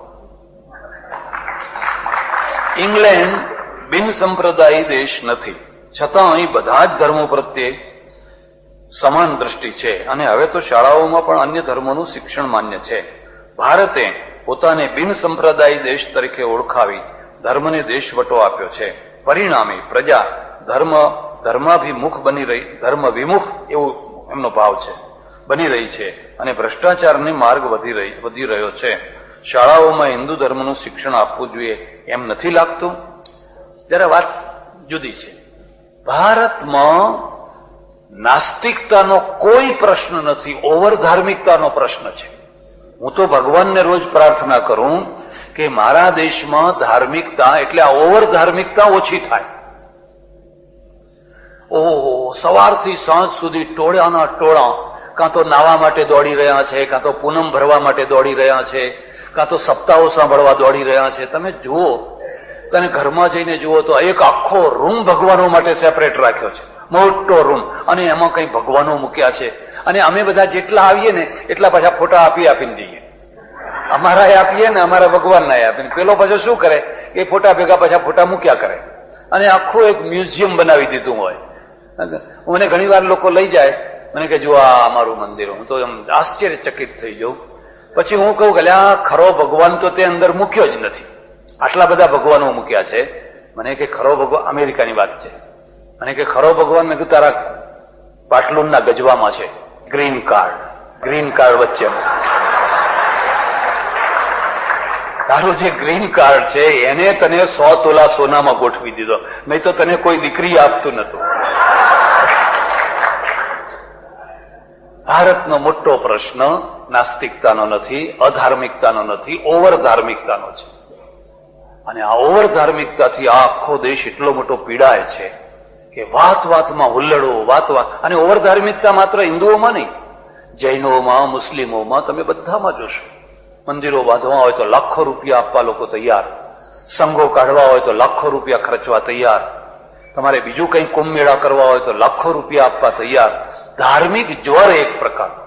પણ જો ગામમાં સંડાસ બાંધવા હોય, આખા ગામના લોકો ગંદકી કરતા હોય, 2 રૂપિયા આપવા કોઈ તૈયાર, 2 રૂપિયા કોઈ આપવા તૈયાર. સ્કૂલ બાંધવી હોય, હોસ્પિટલ બાંધવી હોય, તમે થાકી જશો. યજ્ઞો કરો ને, કેટલી કુંડીઓના પૈસા આપવા તૈયાર, કારણ કે પાટલે બેસવું છે બધાને. એટલે અહીંયા જે ધાર્મિક શિક્ષણ અપાય છે, અને હિન્દુસ્તાનમાં પણ અપાવવું જોઈએ, હું એને ધાર્મિક શિક્ષણ ના કહેતા નૈતિક શિક્ષણ શબ્દ વાપરું છું. નૈતિક શિક્ષણ બાળકોને અપાવવું જોઈએ, અને નૈતિક શિક્ષણ પુસ્તકોના દ્વારા અને શિક્ષણ આપનાર આચાર્યના દ્વારા અપાવવું જોઈએ. હવે શિક્ષણ આપનાર આચાર્ય જ જો પૈસા લઈને લોકોને પાસ કરતો હોય અને બધા ધંધા કરતો હોય, અત્યારે તો પછી મંત્રીથી માંડીને મારા સુધી બધા જ અમારા આચરણોમાં કઈ નૈતિકતા ના હોય, અને નૈતિકતાને બધા પાઠ અમે ભણા તો એ પોથીના રીંગણા થઈ જાય, પોથીના રીંગણા થઈ જાય. ભારતને આજે સૌથી મોટામાં મોટી જરૂરત છે નૈતિક શિક્ષણોની, અને એ આચાર્યોના દ્વારા, શિક્ષણ આપનારાઓના દ્વારા. એ બરાબર છે. અને એમાં તમે હિન્દુ ધર્મની ઘણી કથાઓ લઈ શકો, બીજા ધર્મની પણ ઘણી કથાઓ લઈ શકો, જેના દ્વારા બાળકોને સારી પ્રેરણા મળી શકે અને કોઈ વિવાદ ઉભો ના થાય. નહીં તો આપણા ત્યાં તો 20,000 સંપ્રદાયો કહે છે કે ધાર્મિક શિક્ષણમાં આ ના જોઈએ, અમારું જોઈએ, લડી મરશે લોકો અંદર અંદર. આ દેશમાં આપણા હિન્દુ કુટુંબમાં ઈંડા, માંસ અને દારૂ પીવાનું પ્રમાણ ઘણું વધી રહ્યું છે. આ પશ્ચિમી દૂષણ આપણી પ્રજામાંથી નાબૂદ કરવા શું કરવું ઘટે? પહેલી વાત તો એ છે કે આ વાત ભારતમાં પણ વધી રહી છે. ભારતમાં પણ વધી રહી છે. ખરેખર આ પશ્ચિમી દૂષણ નથી, આ તો વિશ્વવ્યાપી વસ્તુ છે. ભારતમાં આજે પણ 70% હિન્દુઓ માંસાહારી છે. ગુજરાત છે, ગુજરાત ઉપર જૈનિઝમની અસર છે, વૈષ્ણવોની અસર છે, સ્વામિનારાયણની અસર છે, અને અસરના કારણે ગુજરાતની પ્રજા ઓછામાં ઓછી માંસાહારી છે આખી દુનિયામાં. બાકી તમે રાજસ્થાન જાઓ, કાશ્મીર જાઓ, બંગાળ જાઓ, બિહાર જાઓ, ઓડિશા જાઓ, હું હમણાં ગયા વર્ષે હિમાચલ પ્રદેશમાં ગયેલો, બધા 100% માંસાહારી છે. મંદિરોમાં થાળ માંસનો ધરાય છે, મંદિરોની અંદર પણ. કારણ કે માણસ જે ખાતો હોય એ ભગવાનને ખવડાવે અને દેવી દેવતાઓને ધરાય છે. એટલે આ પશ્ચિમી દૂષણ નથી, અને આ વાત છે એને રોકી શકાશે નહીં. તમે તમારા ઘરમાં તમારો વ્યક્તિગત પ્રભાવ હોય, તમારા બાળકોને રોકી શકતા હો તો રોકો, ના રોકી શકતા હો અને ઇંગ્લેન્ડમાં રહેવું હોય તો આ વાતના પ્રત્યે ઘૃણા રાખવાથી તમે રહી શકશો નહીં. આ વાતને તમારે ગમતી અગમતી હોય તો પણ તમારે સ્વીકારીને ચાલવી પડશે. જો તમે એને ના સ્વીકારી શકતા હો તો પછી તમે તમારા દેશમાં કોઈ એકાંત એવા ખૂણામાં જઈને બેસો. આને રોકી શકાશે નહીં. કુટુંબમાં વાલીઓએ શું કરવું, સમાજે શું કરવું, કે શું કરવું, હવે વાલીઓએ તો એ જ કરવું કે બને એટલા સારા સંસ્કારો નાખવા. શું આપણી સંસ્કૃતિમાં કે ધર્મમાં આમ ખાવું પીવું બતાવે છે? જવાબ આવી ગયો. આ બાબત દરેક સંત પુરુષ તેમની વાણીમાં બોધપૂટ રૂપે આપે એમ જરૂરી નથી લાગતું. પહેલી વાત એ છે કે સંત પુરુષો જયારે આવા બોધપાઠ આપતા હોય ને ત્યારે જેને સંભળાવવું છે એ સાંભળનારા જ હોતા જ નથી, જેને નથી સંભળાવવું એ જ ઘણા હોય છે. એટલે જે ભૈયા ચુનીભાઈ પટેલ છે એમને મારે એટલું જ કહેવાનું કે આ વાતને તમારે સ્વીકારીને ચાલવી પડશે. ઘૃણા કરવાથી કશું મળવાનું નથી. તમારો વ્યક્તિગત પ્રભાવ હોય તો તમારા ઘરમાં તમે થોડું વાતાવરણ સુધારી શકો, બાકી એને સ્વીકારી લેવાનું. અડોશી પડોશી કોઈ, હું પ્લેનમાં બેઠો અને મારી બાજુમાં કોઈ નોનવેજ ખાનારો હોય તો શું મારે છીંકો ખાવી? તો મારે પ્લેનમાં બેસવાનું બંધ કરી દેવું પડે. એટલે કઈ નહીં, બરાબર છે. તમને ખબર હોય કે ન હોય, ગાંધીજી એટલા બધા ચુસ્ત હિમાયતી હતા, છતાં એમના હું 2 દ્રષ્ટાંત તમને આપું. મોહમ્મદ અલી જીન્ના જયારે એમને મળવા આવ્યા, એમને કહ્યું કે મારે તો વિસ્કી જોઈએ, તો એ પોતે ઉતરીને બારમાં જઈને વિસ્કીની બોટલ લાવીને એમને પીવડાવી. એક પોતે તો બિલકુલ એના વિરોધી હતા. બીજી ઘટના, સાબરમતી આશ્રમમાં બંગાળની 2 બહેનો આવેલી રહેવા અને એમને ખોરાક બાબત તકલીફ પડતી હતી. એટલે ગાંધીજીને કાગળ લખ્યો કે ભાઈ આ ગુજરાતી ખોરાક અમને અનુકૂળ નથી આવતો. ગાંધીજીએ એને જવાબ આપેલો કે તમે બજારમાં જઈ અને તમને જે અનુકૂળ ખોરાક આવતો હોય એ તમે ખાઈ શકો છો. માત્ર મારા આશ્રમમાં તમે તમારો ખોરાક નહીં ખાઈ શકો, પણ બજારમાં જઈને તમને ખાવાની છૂટ છે. આ તમારી ઉદારતા રહેવી જોઈએ, નહીં તો તમે લોકો સાથે ભળી શકશો.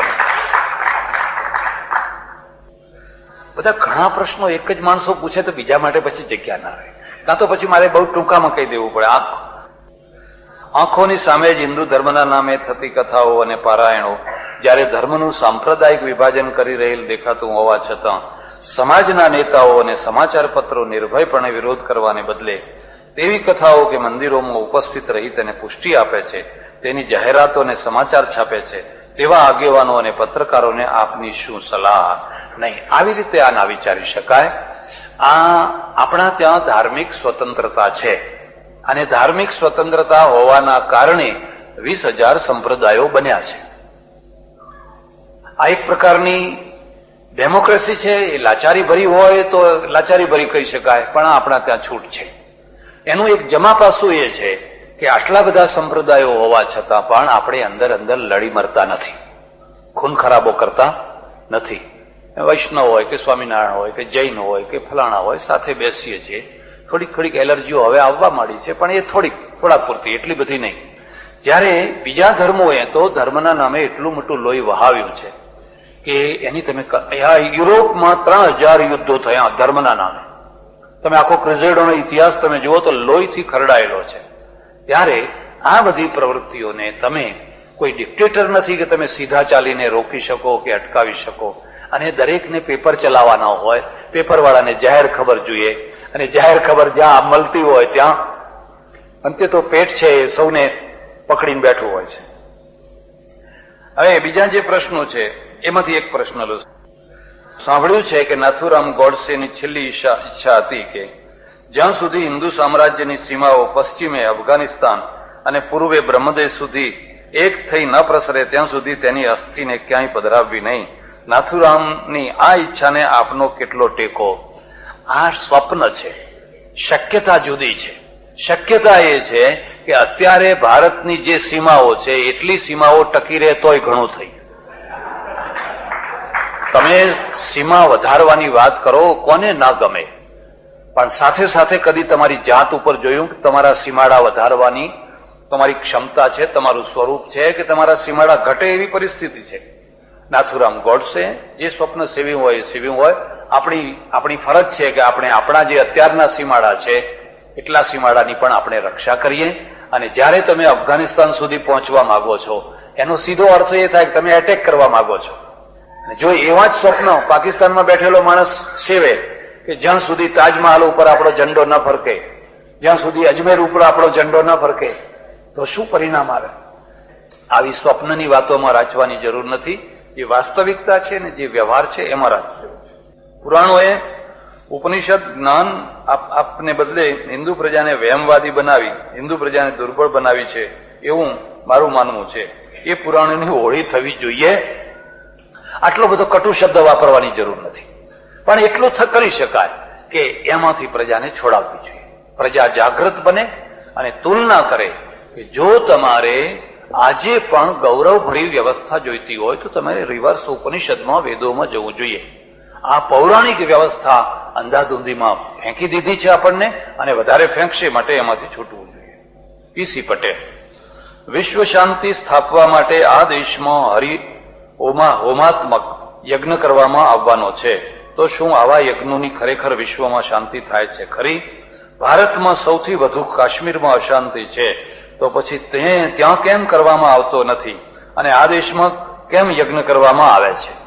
આ બિલકુલ સાચો પ્રશ્ન છે. હું યજ્ઞોમાં માનતો નથી, આ તમને સ્પષ્ટ કહી દઉં છું. મારે આશ્રમમાં આજે પણ કોઈ મને આમંત્રણ આપવા આવે કે ફલાણી જગ્યાએ અમે યજ્ઞ કરીએ છીએ અને તમે પધારો, તો હું ચોખ્ખું કહી દઉં કે હું યજ્ઞમાં જતો નથી. કારણ શું છે? મારી પાસે એટલો મોટો ઇતિહાસ છે કે હિન્દુ પ્રજાનું તમામે તમામ દ્રવ્ય અગ્નિમાં ગયું અને જૈનોનું દ્રવ્ય પથ્થરોમાં ગયું, જૈનોનું દ્રવ્ય મંદિરોમાં ગયું. એનો ફાયદો એટલો થયો કે મંદિરો આજે હાજર છે. તમે દેલવાડાના દેરા જોઈ શકો, તમે બીજા બધા દેરા જોઈ શકો, કે એના સ્થાપત્ય જોઈ શકો, કોઈ કડિયાને, કોઈ સુથારને, કોઈ સલાટને એમાં રોજી મળી, એ બધું જોઈ શકો અને તમારી ભવ્યતાનું તમે ગૌરવ લઈ શકો. પણ આપણો પૈસો જે અગ્નિમાં ગયો, અને એ અગ્નિમાં તો 3 દિવસમાં રાખ જ લો, રાખ ચોડીને ઉભા થાવ, કયો પ્રશ્ન હલ થયો? વિશ્વ શાંતિ આવા ભડકા કરવાથી નથી થતી. વિશ્વ શાંતિ અમેરિકાની મુઠ્ઠીમાં છે.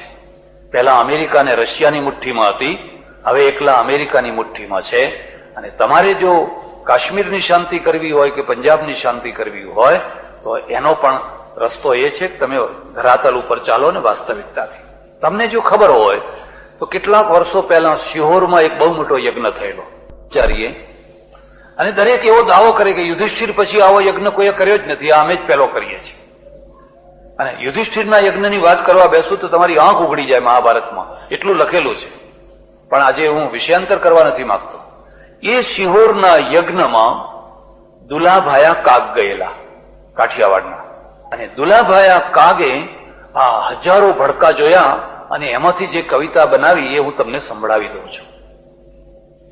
ઈ ભાંડો હજારો ગામડિયા આપણા ગામડિયા ભડકે ભડકે એની નજર આગળ જે થતા હતા ને, લાખો યજ્ઞ તણા ભડકે ભડકે, પેલા દીનજનોની ચિતા સળગે, પેલા દીનજનોની ચિતા સળગે. આપણે પાછા વળવું જોઈએ, આ બધું બંધ કરવું જોઈએ. ગાંધીજીએ એને રચનાત્મક રૂપ આપ્યું. ગાંધીજીએ કહ્યું નેત્ર યજ્ઞ કરો, શ્રમ યજ્ઞ કરો, દંત યજ્ઞ કરો, જેમાંથી પ્રજા બેઠી થાય, જેમાંથી પ્રજાના દુઃખો દૂર થાય. તમે રોજી યજ્ઞ કરો, કોઈને રોજી મળે, કોઈને કંઈક નવું જીવન મળે, જેમાંથી કંઈક સ્થાયી પ્રશ્નો ઉકેલાય, એવું કંઈક કરો. આમાં તો કશું મળવાનું નથી. અને તમને હું શું વાત કરું, જો તમે આ યજ્ઞોના મૂળ શાસ્ત્રો વાંચો, મીમાંસા શાસ્ત્ર, તમારું કાળજું કાપી ઉઠે. પશુ બલિઓ કેવી રીતે કરવા, ક્યાં કાળજો મૂકવું, ક્યાં આંખ મૂકવી, ક્યાં પૂંછડું મૂકવું, ક્યાં ફલાણું મૂકવું, અહીંયા યુપો કેવી રીતે બનાવવા, એટલી ક્રૂરતા થાય. એક જૈન હેમચંદ્રાચાર્ય કે કોઈ જૈને લખ્યું છે કે આને કસાઈ કેમ ના કહેવા, આ કસાઈ વાળામાં આમાં શું ફરક છે?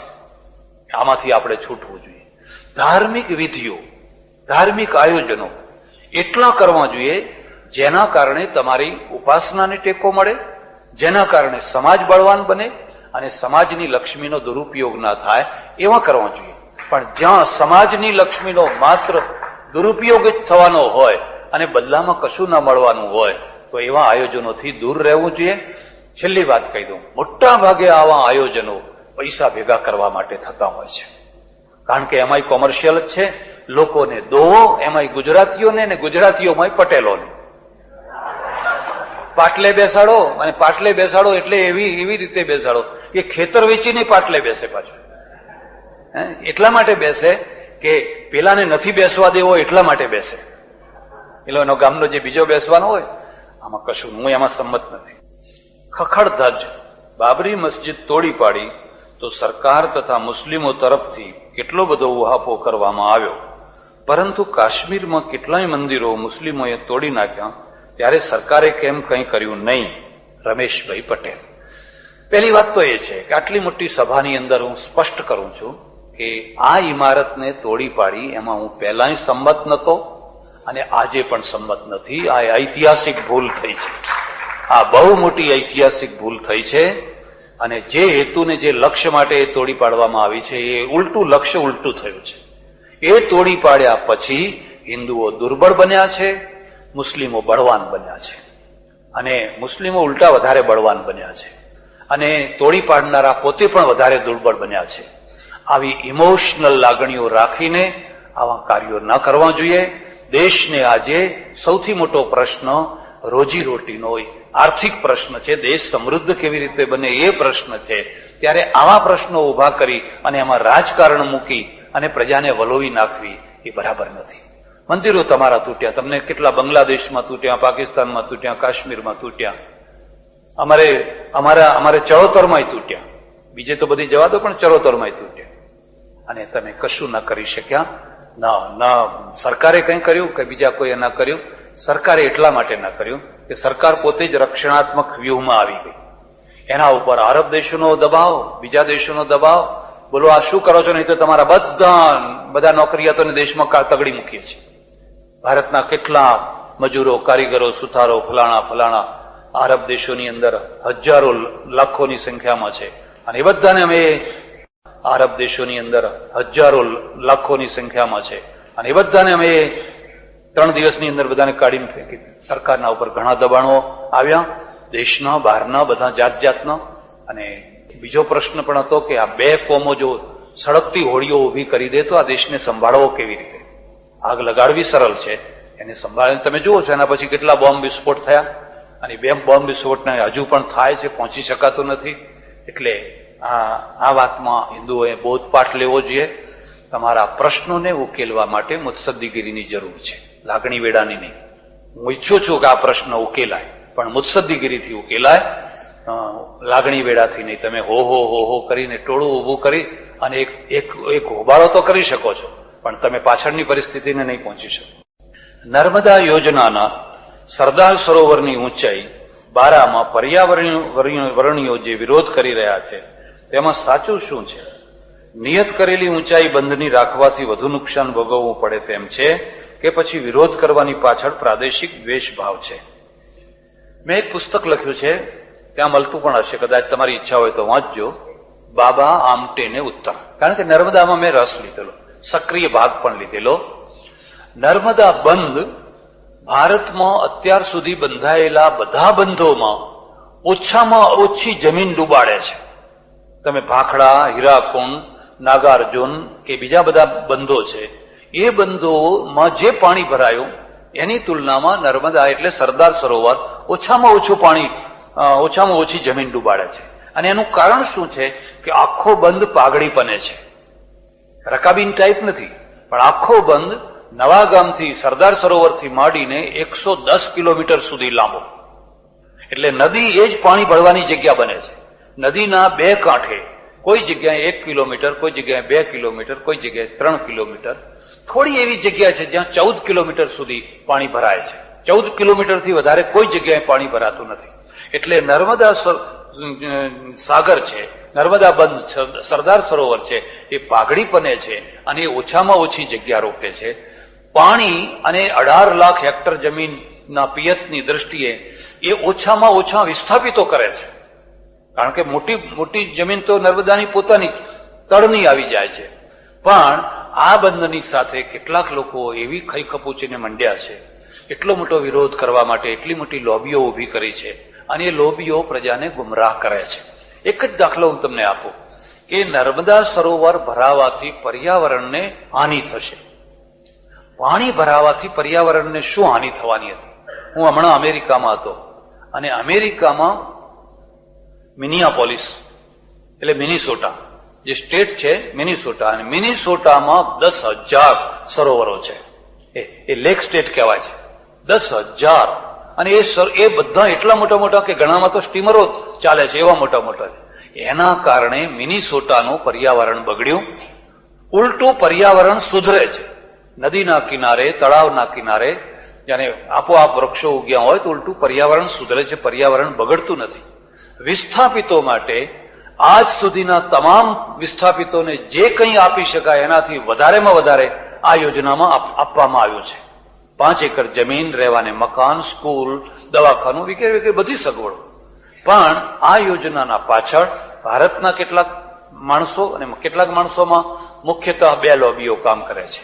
એક લોબી તો એવી છે જે હંમેશા સ્મોલ ઇઝ બ્યુટીફુલ, કોઈ પણ મોટી ચીજ ન થાય, મોટા કારખાના ના જોઈએ, મોટું ફલાણું ના જોઈએ, મોટો બાંધ ના જોઈએ, નાનું નાનું નાનું નાનું નાનું નાનું હોવું જોઈએ.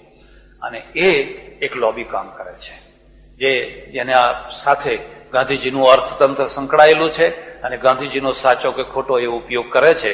સર્વોદયવાદના કેટલાક માણસો એમાં ભળેલા છે. તમને જો ખબર હોય તો નારાયણ દેસાઈ વગેરે એમાં ચોખ્ખી રીતે ભળેલા છે. એ તો અણુ રિએક્ટરો ના કરવા જોઈએ એનો વિરોધ કરે છે. મોટા કારખાના થવા જોઈએ, મોટી રિફાઇનરી ન થવી જોઈએ, ફર્ટિલાઇઝરના કારખાના ના થવા જોઈએ, આવો કોઈ પણ મોટો ઉદ્યોગ ન થવો જોઈએ. બસ નાનું નાનું બધું થવું જોઈએ. એક આ લોબી છે. પણ ખરી લોબી એની G7 છે. G7 એટલે ગ્રુપ 7 જે છે, આ 7 રાષ્ટ્રો ઈચ્છે છે કે અમારા દેશમાંથી સતત જો નિકાસ બહાર કરતા રહેવું હોય તો આ વિકાસશીલ રાષ્ટ્રોને અમુક પોઈન્ટ ઉપર અટકાવી દેવા જોઈએ. જો આ વિકાસશીલ રાષ્ટ્રો અમુક પોઈન્ટ ઉપર નહીં અટકે તો અમારું આખું બજાર તૂટી પડશે, અને અમારું બજાર તૂટી પડશે તો અમારી સમૃદ્ધિ તૂટી પડશે. આજે તમે જોઈ શકો છો ભારતમાં એટલી બધી વસ્તુઓ ઉત્પન્ન થવા માંડી છે, એટલી બધી વસ્તુઓ, અને એટલી હવે નિકાસ થવા માંડી છે. જો આ વસ્તુઓની ક્વોલિટી સુધારવામાં આવે તો આખું આફ્રિકા તમે કવર કરી શકો, બીજા તમારાથી પછાત દેશોને કવર કરી શકો, અને ઊંચા દેશોમાં પણ સસ્તો માલ મોકલી શકો, અને અનાજની બાબતમાં તમે આજે સ્વાવલંબી થઈ ગયા છો. આવનારા વર્ષ ગુજરાત છે 58 લાખ ટન અનાજ ઉત્પન્ન કરે છે, પંજાબ ઉત્પન્ન કરે. આવતા વર્ષોની અંદર જો તમે આ બંધ, ગુજરાતમાં આ બંધ બરાબર સફળ રીતે ઉત્પન્ન થાય તો તમે એક જ કલ્પના કરો કે 18 લાખ હેક્ટર એટલે લગભગ 36 લાખ એકર જમીન, 36 લાખ એકર જમીનને પાણી મળે, અને તમે 2 એકડે એક માણસને રોજી માનો તોય 18 લાખ નવા માણસોને રોજી મળે. પાણી જ્યાં ફરવાનું ત્યાં માણસ જોવાનો જ છે. 18 લાખ નવી રોજીઓ ઉભી થાય, અને ગુજરાતનું અન્ન ઉત્પાદન 58 લાખથી સીધું 2 કરોડ ટને પહોંચે. 2 કરોડ ટને તમારું અન્ન ઉત્પાદન પહોંચે. તો તમારા દેશમાંથી આજે જે અમેરિકાની સ્ટીમરો આખી દુનિયાને અનાજ આપે છે એની જગ્યાએ ભારતની સ્ટીમરો પણ આજુબાજુના ગરીબ દેશોને અનાજ આપતી થઈ જાય તો અહીંના ખેડૂતોની દશા શું થાય? અહીંના ખેડૂતોની આ દશા ન થાય એટલે G7 છે એ પાછળથી સળીઓ કરે છે પર્યાવરણના નામે. આ લોબીઓને પૈસા અને ટેકોને બધું આપે છે અને એમાં કેટલાક આપણા પણ માણસો આથા બન્યા છે અને એ રીતે આ નર્મદા યોજનાને નુકસાન પહોંચાડવાનો પ્રયત્ન કરે છે. ખરેખર આ પ્રયત્ન બરાબર નથી. શ્રી નારાયણભાઈ એમ પટેલ હેરો, આપ પુનર્જન્મ અને કર્મવાદમાં માનો છો? મૃત્યુ પછી આપણે કેટલા વાગ્યા સુધી બેસવું પડશે? અચ્છા, તમે એવી ઈચ્છા રાખો કે હું એક ટૂંકાણમાં જવાબ આપી દઉં એવી ઈચ્છા રાખો? ટૂંકાણમાં જો જવાબ આપીશ ને તો કેટલાક પ્રશ્નો એવા છે કે એને ન્યાય નહીં આપી શકાય અને કેટલાક પ્રશ્નો છે કે એના ટૂંકાણમાં જવાબ આપી શકાય. આપ પુનર્જન્મ અને કર્મવાદમાં માનો છો? મૃત્યુ પછી મનુષ્યના આત્માની સ્થિતિ કેવી હોય? હવે આ કેવું છે કે પુનર્જન્મ અને કર્મવાદ બંને એકબીજાના પોષક છે. જો કર્મવાદ છે તો પુનર્જન્મ છે જ, જો પુનર્જન્મ છે તો કર્મવાદ છે જ, જો કર્મવાદ ન હોય તો પુનર્જન્મ ન હોય અને પુનર્જન્મ ન હોય તો કર્મવાદ ન હોય. આ બંને એકબીજાના પોષક છે અને એટલે એક હશે ત્યાં બીજું રહેવાનું ને રહેવાનું જ. શાસ્ત્રની દ્રષ્ટિએ હું જવાબ નથી આપતો પણ હું અંગત મારી રીતે જવાબ આપું છું કે પુનર્જન્મ એક સંભાવના છે, પ્રયોગશાળાનું સત્ય નથી, એક સંભાવના છે. દર્શન શું હોય છે? આપણા ત્યાં સત્યના 2 રૂપ છે. દર્શન છે એ પ્રતિભાના દ્વારા નીકળેલું સત્ય છે અને વૈજ્ઞાનિક જે સત્ય છે એ પ્રયોગશાળાના દ્વારા નીકળેલું સત્ય છે. એટલે પ્રયોગશાળાનું સત્ય સાર્વજનિક હોય છે. તમે પ્રયોગ કરો, તમે કરો, ઇન્ડિયામાં કરો, અમેરિકામાં કરો, કોઈ પણ જગ્યાએ કરો, એ તો પ્રયોગશાળાનું સત્ય છે. પણ દર્શન જે માન્યતાઓ છે એ પ્રતિભા મસ્તિષ્કમાંથી નીકળેલી હોય છે અને એટલા માટે બુદ્ધ જુદું માને, મહાવીર જુદું માને, શંકરાચાર્ય જુદું માને, રામાનુજ જુદું માને, ફલાણા જુદું માને, ફલાણા વલ્લભાચાર્ય જુદું માને, ફલાણા જુદું માને, મોહમ્મદ પેગમ્બર જુદું માને, ક્રિશ્ચિયાનિટી જુદું માને. આ બધાનું જુદી જુદી જે માન્યતાઓ છે એ માન્યતાઓ છે અને માન્યતાઓ સંભાવનાની કક્ષામાં આવે. એને તમે પ્રયોગશાળાની કક્ષામાં ના લઈ જઈ શકો અને એટલા માટે આ એક સંભાવના છે. કદાચ હોય, કદાચ ના પણ હોય. હું એના માટે આગ્રહ કરીને કશું ના કહી શકું. તમસ રજસ સત્વ ગુણ, શાસ્ત્રોએ પણ તમસ રજસને અવગણના કરી પણ શ્રી કૃષ્ણ, ગુરુ ગોવિંદસિંહ, શિવાજી મહારાજ, પ્રતાપ રાણા વગેરે હસ્તીઓ રજસને પ્રાધાન્ય આપીને દેશ અને સનાતન વૈદિક ધર્મની રક્ષા કરી કે કેમ? પહેલા આ વાતને સમજી શક્યા નથી. આપણા ત્યાં શું માન્યતા છે કે 3 ગુણો છે પ્રકૃતિના, સત્વગુણ, રજોગુણ અને તમોગુણ. આ અવિનાભાવ છે. આ શબ્દને સમજજો. અવિનાભાવ એટલે એક વિના બીજો ન રહી શકે. આ ત્રણેય સાથે જ હોય. કદી પણ એકલો સત્વગુણ ના રહી શકે, કદી એકલો રજોગુણ ના રહી શકે, કદી એકલો તમોગુણ ના રહી શકે. ફરક શું બને કે સત્વગુણની પ્રધાનતા હોય તો પેલા 2 ગુણોની ન્યૂનતા હોય, રજોગુણની પ્રધાનતા હોય તો બીજા ગુણોની ન્યૂનતા હોય. પણ આ 3 ગુણો દરેક માણસમાં રહેવાના જ. એક બીજી વાત, સત્વગુણ જેટલો કલ્યાણકારી છે રજોગુણ પણ એટલો જ કલ્યાણકારી છે, તમોગુણ પણ એટલો જ કલ્યાણકારી છે. કદી બ્રહ્મ ના રહેશો. તમોગુણની પણ જરૂર છે અને એ ગીતામાં એના રૂપ બતાયા છે. સત્વાત સંજાયતે જ્ઞાનમ રજસો લોભ એવ ચ પ્રમાદ મોહો તમસો. આના ત્રણેયના વર્ણન કર્યા છે અને એ વર્ણન એ અર્થમાં કરેલા છે. હું થોડું જરા વર્ણન કરીશ તો જ તમને ખ્યાલ આવશે. દાખલા તરીકે માનો કે કામ, વાસના, સેક્સ, બરાબર. હવે બધાએ કહ્યું આ દુશ્મન છે, આ દુશ્મન છે, આ દુશ્મન છે, આ દુશ્મન છે, એને છોડો, ક્રોધને છોડો. બધા એ જ કે છે. કામ છોડો, ક્રોધ છોડો, લોભ છોડો, બધા એ જ કે છે. ભગવાને બનાવ્યા શું કામ? એટલે ગીતામાં 2 પક્ષો તમને મળશે. એક પક્ષ તો શું કે છે, જહી શત્રુ મહાબાહો કામરૂપમ દુરાસદમ. આ જે કામરૂપ તારો મહાશત્રુ છે એને તું માર, એ જ તારો મોટો શત્રુ છે. એક તરફ. બીજી તરફ શું કે છે? પ્રજનશ્ચાસ્મિ કંદર્પ. અર્જુન, આ પ્રજનન શક્તિ જે કંદર્પ કામ છે એ મારી વિભૂતિ છે. ધર્મ અવિરુદ્ધો ભૂતેષુ કામોસ્મિ ભરતર્ષભ. ધર્મથી અવિરુદ્ધ એવી જે કામ શક્તિ, એ કામ શક્તિ મારી વિભૂતિ છે. ખ્યાલ આવે? એટલે ગીતાએ નિયંત્રણ કર્યું. કામ દુશ્મન ક્યારે બને છે? જ્યારે ધર્મથી વિરુદ્ધ થાય છે ત્યારે. કામ મિત્ર ક્યારે બને છે? જ્યારે ધર્મથી અનુકૂળ થાય છે ત્યારે. એ કામના દ્વારા રામ થયા, કામના દ્વારા કૃષ્ણ થયા, એના દ્વારા ગાંધી થયા, મહાવીર થયા, શિવાજી થયા. હવે તમે જ વિચાર કરો કે તમે બધા ભેગા થઈને એમ માનતા હો કે લોકોને ઉપદેશ આપતા હો કે આ કામ એને મારો, કામને મારો, તો તમારે તો એક જ પ્રાર્થના કરવાની કે હે ભગવાન, અમારા દ્વારા તો જે થયું એ થયું, પણ હવે અમારા ઘરમાં જે છોકરો જન્મે એ સીધો બહુચરાજી જાય એવો જન્મ આવજો.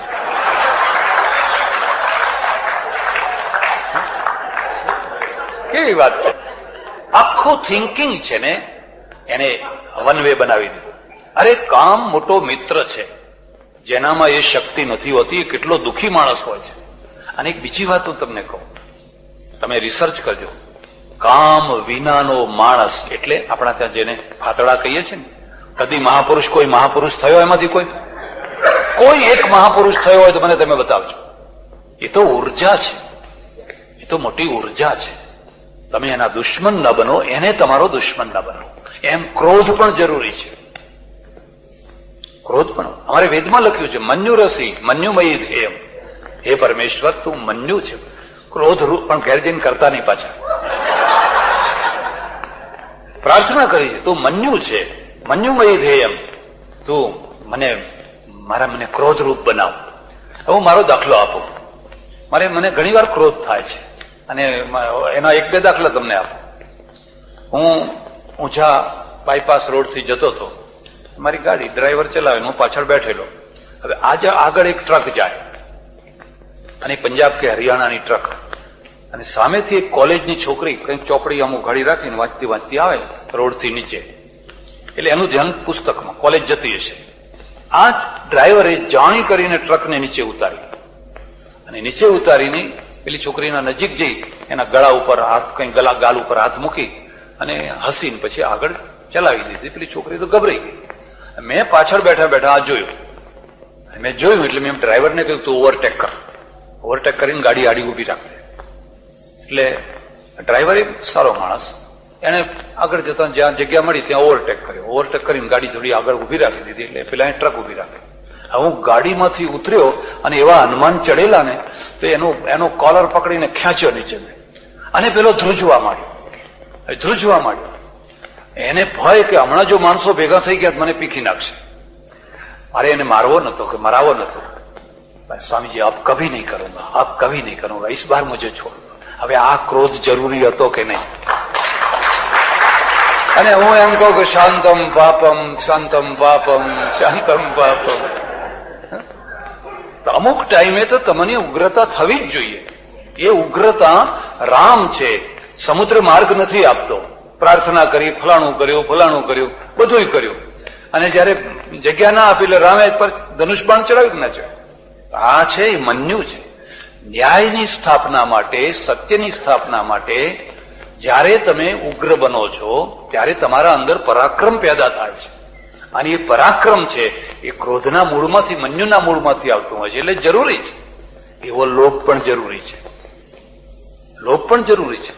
જો તમે લોભ નહીં રાખો તો તમે કાલે ઘરડા થશો તો શું ખાશો? તમારા છોકરા માટે શું વ્યવસ્થા કરી? તમારી પત્ની માટે શું કરી? બધું રોજનું રોજ બસ ખલાસ કરી નાખ્યું. કાલે તમારી જોબ છૂટી જશે. હું તમને સલાહ આપું, 2 પૈસા બચાવવાના, કરકસર કરવાની. દાન આપનારને પણ હું કહું, તું તારી મર્યાદામાં દાન આપજે. એવું ના થાય કાલે તારા છોકરાને ભીખ માંગવી પડે. આ પણ પરમેશ્વરે મૂક્યું છે. હા, એનો અતિરેક થાય અને જ્યાં વાપરવાની જગ્યાએ તમે ના વાપરો તો એ દોષ છે. બાકી એની લિમિટમાં રહેતો હોય ત્યાં સુધી એ સારી વસ્તુ છે. લિમિટ બહાર દૂધ પી જાવ તો દૂધે ઝેર છે, લિમિટ બહાર ઘી ખાઈ જાવ તો ઘી ઝેર છે. અને લિમિટમાં રહી અને સર્પનું ઝેર પણ જો તમે ઔષધ તરીકે વાપરો તો એ તમારા માટે અમૃત છે. એ સર્પનું ઝેર પણ અમૃત છે જો એની લિમિટમાં રહીને તમે વાપરો તો. એટલે શિવાજી, રાણા પ્રતાપ કે ગુરુ ગોવિંદસિંહ આ બધા માણસો રજોગુણી કે તમોગુણી હતા એવું નહીં માનવાનું. એ સત્વગુણી હતા, એમાં રજોગુણની પણ જરૂર હતી, તમોગુણની પણ જરૂર. હું તો ઘણા લોકોને કહું છું કે હવે હિન્દુ પ્રજાએ સત્વગુણી તો થઈ ન શકે. સત્વગુણી તો થઈ ન, કેમ સત્વગુણી ના થઈ શકી? તમે યુગાન્ડાથી આવ્યા ત્યારથી જે અહીં છળ કપટ ચાલુ કર્યું છે, પેલા બિચારા પ્લેન ઉપર તમારા માટે કોટ લઈને ઉભા રહ્યા હતા, ગરમ કોટ લઈને. ત્યાંથી ગરમીમાં ત્યાં ઠંડીમાં આવ્યા, તમને મકાનોમાં રાખ્યા, તમારો રહેવાની વ્યવસ્થા કરી, ત્યાં વાસણો આગા પાછા કર્યા, ખાવાનું આગુ પાછું કર્યું. અત્યારે ઘણા લોકો ઘણી જાતનું બધું આગુ પાછું કરે છે. તો સત્વગુણી હોત તો તમે આવું કંઈ કર્યું હોત? એ તો નક્કી વાત છે. તો હવે થોડા તમોગુણી થાવ, થોડી ડુંગળી ખાઓ, થોડું લસણ ખાઓ, તો કંઈ કરતા તમારે થોડા તમોગુણી થાઓ. એટલા માટે થાઓ કે કોઈ તમારી બેન દીકરીનો છેડો ખેંચતો હોય, તમે સામે બે તમાચા મારી શકો અને આમ નીચું ઘાલીને ના ચાલો, એટલા તમોગુણી થાવ તો મારા માટે ઘણું થઈ ગયું. હવે તમે નીચું જોઈને ચાલ્યા કરો તો શું એમને સત્વગુણી કહેવાય? આ કોઈ સત્વગુણનું લક્ષણ છે? એટલે બરાબર નહીં. આજનું મનોરંજન, ખાસ કરીને ફિલ્મો, ઘણી હીન પ્રકારની હોય છે અને આજનો યુવા વર્ગ માંસાહાર તરફ વળતો જાય છે.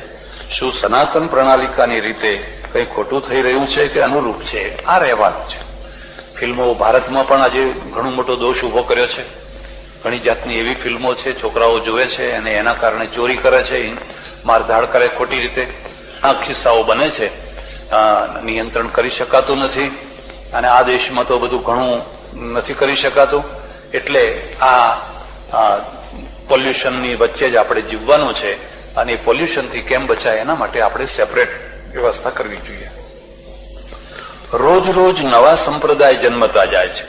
વિવેકાનંદનું મંતવ્ય, સંપ્રદાયમાં જન્મ લેવો સારો છે પણ સંપ્રદાયમાં મરવું સારું નથી. શું સંપ્રદાયોનો જન્મ સારી નિશાની છે? બહુ સરસ વાત લખી છે અને વિવેકાનંદે જવાબ આપી દીધો છે.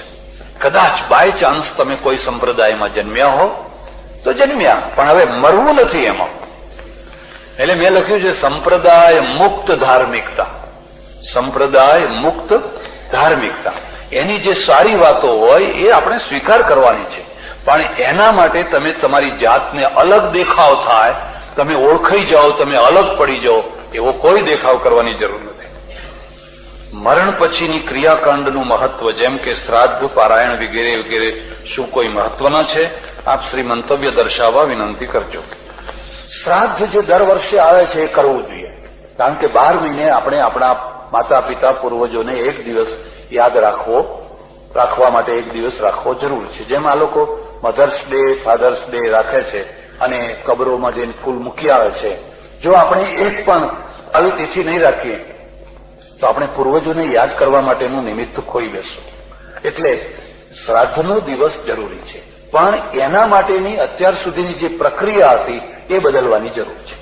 પ્રક્રિયા એ હતી કાગડાને વાસ નાખવી, કારણ કે પૂર્વજો કાગડા થયા છે, એ કરવાની કોઈ જરૂર નથી. અને અહીંયા કદાચ કાગડા આવે કે ના આવે, અને આવે તો તમારા નળિયા ઉખેડી નાખે કે શું કરે, ને નળિયા ઉખેડે તો શું થાય, એ આખી જે સ્થૂળ પ્રક્રિયા છે એ બદલવાની જરૂર છે.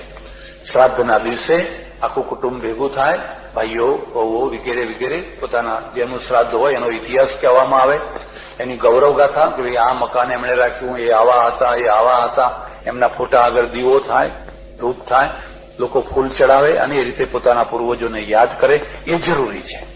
પણ તે દિવસે તમારે કઈ દાન પુણ્ય કરવાની વૃત્તિ હોય તો કોઈ અનાથ આશ્રમના બાળકોને જમાડવાના, કોઈ અંધાશ્રમ હોય તો અંધાશ્રમમાં જઈને લોકોને જમાડવાના, અને નવો ચીલો પાડવો હોય, અને અહીંયા માટે તો કઈ નહીં પણ દેશમાં હું કહું છું કે વિધવાઓને જમાડવાની, આખા ગામની બધી વિધવાઓ ભેગી કરી અને એમને કંકુના ચાંદલા કરીને જમાડવાની, કે એમના અંદરથી આ વહેમ બધો દૂર કરવાનો કે જેટલી સૌભાગ્યની છે એ જેટલી મહત્વની છે. ગંગા સ્વરૂપ તું પણ એટલી જ મારી માં છે, જગજનની છે. તારાથી અપશુકન નથી થતા, તારાથી કોઈ વહેમ નથી થતો, એ રીતે એને પણ ગૌરવ આપવાનું. અને આપણે તો એના વધારે પગ પૂજવાના કે અહીંયા સ્ત્રીઓ વૈધવ્ય પાડી શકતી નથી, અને 2-4 મહિનામાં કે કદાચ બીજા ત્રીજા દિવસે જ કુરિયાત સદા મંગલમ કરી લે છે, ત્યારે મારી માં કે મારી બેન વર્ષો સુધી વૈધવ્ય પાડી અને એ જીવન જીવી હોય એ તો બહુ મોટું તપ કરે છે, બહુ મોટી તપસ્વીની છે. મારે એનું ગૌરવ વધારવું જોઈએ, એની હીનતા ના વધારવી જોઈએ. એટલે એવું કંઈક કરવું જોઈએ જેથી એક નવું સારું પરિવર્તન આવે. સત્યમ પરમ ધીમહિ, સત્યનું અમે ધ્યાન ધરીએ છીએ. સત્ય એટલે ઈશ્વર. તો મને સત્યની વ્યાખ્યા એકદમ સરળ રીતે આધ્યાત્મિક, વાસ્તવિક અને ભૌતિક દ્રષ્ટિએ માર્ગદર્શન મળે અને મારી મૂંઝવણનો ઉકેલ આપવા મને મદદરૂપ બનો એવી આપની પાસે હાથ જોડીને વિનંતી કરું છું. Kantilal Maganlal Patel, north London. પહેલી વાત તો એ છે કે સત્યના બે મુખ્ય ભેદ છે. બે મુખ્ય, રીતમ ચ સત્યમ. રીત અને સત્ય. રીત છે એ ત્રિકાલિક સત્ય છે.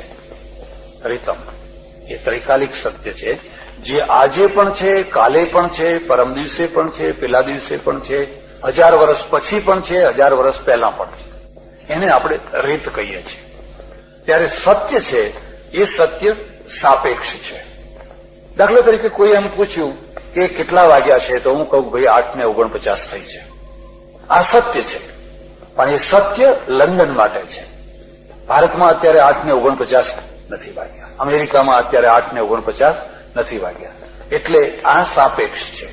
એવી જ રીતે જયારે આપણે કોઈ માણસ માટે કે કોઈ માટે કંઈ અભિપ્રાય આપીએ, દાખલા તરીકે માનો કે આ હોલ છે, હવે આ હોલ મોટો છે કે નાનો છે, તો કોઈ હોલની દ્રષ્ટિએ મોટો છે અને કોઈ હોલની દ્રષ્ટિએ નાનો છે.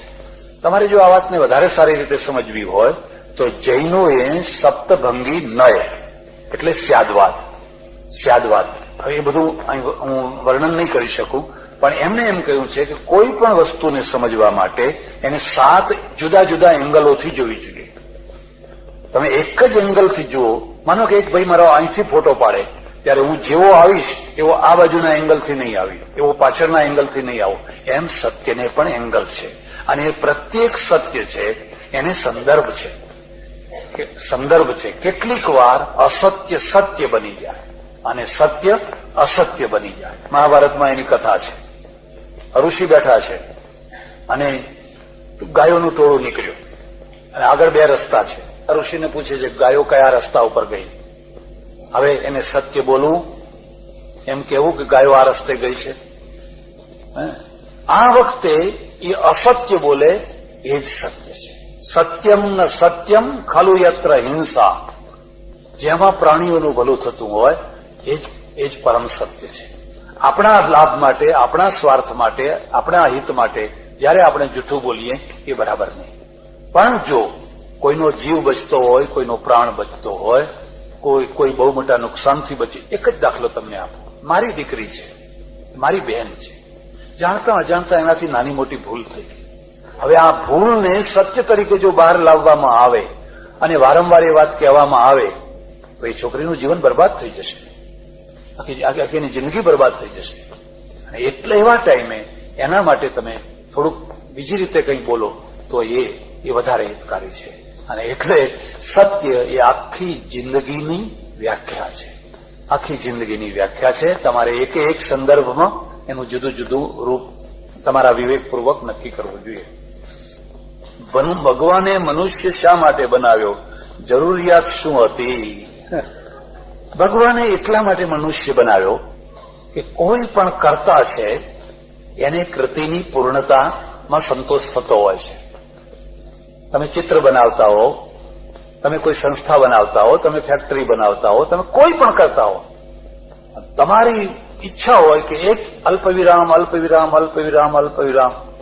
કોઈ એક જગ્યાએ પૂર્ણ વિરામ આવે એટલે તમને ખૂબ સંતોષ થઈ જાય. પેલો ચિત્રકાર છેલ્લું ટચિંગ કરી લે અને પછી જોયે કે હા હવે મારું ચિત્ર બરાબર થઈ ગયું, તો એને એક બહુ મોટો સંતોષ પ્રાપ્ત થાય.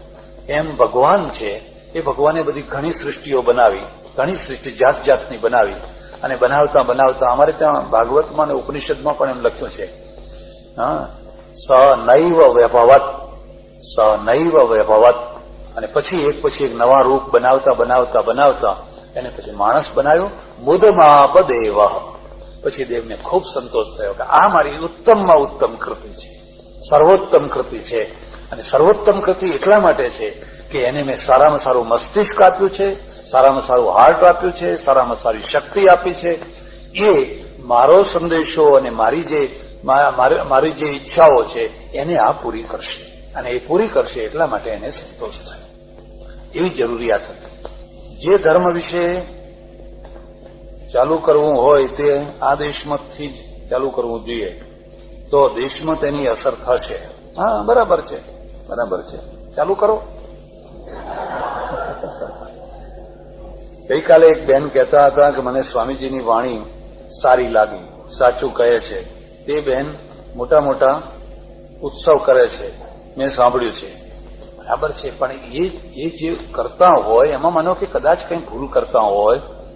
દાખલો તમને આપો કે મારે ત્યાં એક બેન વર્ષોથી આવતા અને દર વર્ષે એ તુલસી વિવાહની પાછળ હજારો રૂપિયા ખર્ચતા, સેંકડો નહીં, હજારો રૂપિયા, બહુ મોટો ખર્ચો કરતા તુલસી વિવાહમાં. પછી ધીરે ધીરે મારી વાત હું એમને સમજાવી શક્યો અને મેં એમને એમ સમજાવ્યું કે તમે 30-40 હજાર રૂપિયા દર વર્ષે તુલસી વિવાહમાં ખર્ચો છો. ખરેખર તો તુલસી એક વનસ્પતિ અને ભગવાન જુદી વસ્તુ. આખો પ્રસંગ થઈ જાય. મારું પુસ્તક છે કૃષ્ણલીલા રહસ્ય ને પ્રવચન મંગળ, એમાં તુલસી શું છે અને વિષ્ણુની સાથે એના કેવી રીતે લગ્ન થયા એનું થોડું વર્ણન કર્યું છે. એની ચર્ચા અત્યારે નહીં કરું. પણ તું આ 30-35 હજાર રૂપિયા તારી પડોશીની એક ગરીબ દીકરીને પરણાવવામાં જો ખર્ચે તો આ તુલસી વિવાહ કરતા એ મોટું કાર્ય થઈ જશે અને એક બહુ પાયાનું કામ થશે. એને આ વાત ઘેર બેસી ગઈ. હવે એ દર વર્ષે 35,000 રૂપિયા કાઢે છે અને એના જ ગામની કોઈ છોકરી પરણતી હોય કે બીજી કોઈ હોય એને મદદ કરે છે. એમ માણસ સાંભળશે તો પોતાની ભૂલ સુધારશે, પોતાની ગેરસમજ સુધારશે. એ આપણા માટે એક સારી વાત છે. આપણે ગુરુ પૂજા, ગુરુ ભગવાન, નવા ભગવાન ના કરવા જોઈએ. આપણે પથ્થરને પણ ભગવાન માનીએ છીએ. જે છે તે શું ખોટા છે? ત્યારે પ્રશ્ન ગૂંચવી નાખ્યો છે. હું તમને એમ કહું છું કે કાન ફૂંકાવેલા જે ગુરુ કરાવવાની પદ્ધતિ છે એ બંધ કરવાની. કાન ફૂંકાવાની કોઈ જરૂર નથી. ગુરુનો અર્થ જો સમજવો હોય તો ભાગવતમાં દત્તાત્રેય ભગવાને જે 24 ગુરુ કર્યા છે એ 24ની સંખ્યા પૂર્ણ વિરામ નથી. જ્યાંથી તમને જ્ઞાન મળે, જ્યાંથી તમને સાચી દિશા મળે એ બધામાં ગુરુ બુદ્ધિ રાખવી. એ બધાની અંદર મારી પાસેથી મળે, પિતાની પાસેથી મળે, માતાની પાસેથી મળે, ફલાણાની પાસે મળે. આ એક જ જગ્યાએ તમારી ચોટી બાંધી દેવાની નહીં. જો એક જ જગ્યાએ તમે તમારી ચોટી બાંધી દેશો અને એ જો માણસ ખોટો નીકળ્યો તો એક તો તમારું શોષણ કરશે બધી રીતે અને બીજી રીતે એ વિભાજન કરશે. એટલે આ પદ્ધતિ આપણી નથી. આપણી પદ્ધતિ પ્રાચીન કાળમાં આચાર્યવાદ છે, ગુરુવાદ નહીં. એટલે માતૃદેવો ભવ, પિતૃદેવો ભવ, અતિથિ દેવો ભવ, આચાર્ય દેવો ભવ. આચાર્યનો અર્થ થાય છે જેને એકડાથી માંડીને છેલ્લે સુધી તમને ભણાવ્યા, જેમણે તમને વિદ્યા આપી, એ તમારો આચાર્ય છે. જેને કાન ફૂંક્યા, અને એ પણ કેવી રીતે? હું ગાદીએ બેઠો, પછી મારો છોકરો બેઠો, પછી એનો છોકરો બેઠો, પછી એનો છોકરો બેઠો, પછી તમારો છોકરો થયો, પછી તમારો છોકરો થયો. તમારા છોકરા કાયમ ચેલા થતા જાય અને મારા છોકરાની છોકરાઓ કાયમ ગુરુ થતા જાય. અને ગુરુ થવાની લાયકાત હોય કે ના હોય, પણ એક રૂઢિ પ્રમાણે, એક પરંપરા પ્રમાણે આ બધી પ્રક્રિયા કરવાની એ બરાબર નથી. તમે ગુરુ, ચારે તરફ ગુરુ પડ્યા છે, જ્યાંથી જ્ઞાન મળતું હોય ત્યાંથી તમે એને સ્વીકાર કરો અને જેટલું ગ્રહણ કરવા જેવું હોય એટલું ગ્રહણ કરો, જેટલું ન કરવા જેવું હોય એટલું ન કરો અને આમાંથી છૂટો. કારણ કે ગુરુઓના દ્વારા પ્રજા વિભાજિત થઈ છે. અને માણસને કદી ભગવાન નહીં માનવાનો. કોઈ પણ માણસ છે એ આકાશમાં ઉડતો હોય કે પાતાળમાં જતો હોય, કબીરનો એક દોહરો છે, સાહબ સબકા બાપ હૈ, સાહબ सबका बाप है, बेटा किसी का नाई, बेटा होके अवतरे સો તો સાહબ. એટલે આ મુસલમાનોને આટલા વર્ષો પછી પણ અલ્લાહ બદલવો નથી પડ્યો. અને આપણે તો દર વર્ષે હવે તો ભગવાનો બદલ્યા જ કરીએ છીએ. દર વર્ષે નવા ભગવાનો આવ્યા કરે. આમાંથી એક બહુ મોટી અવ્યવસ્થા ઉભી થઈ છે.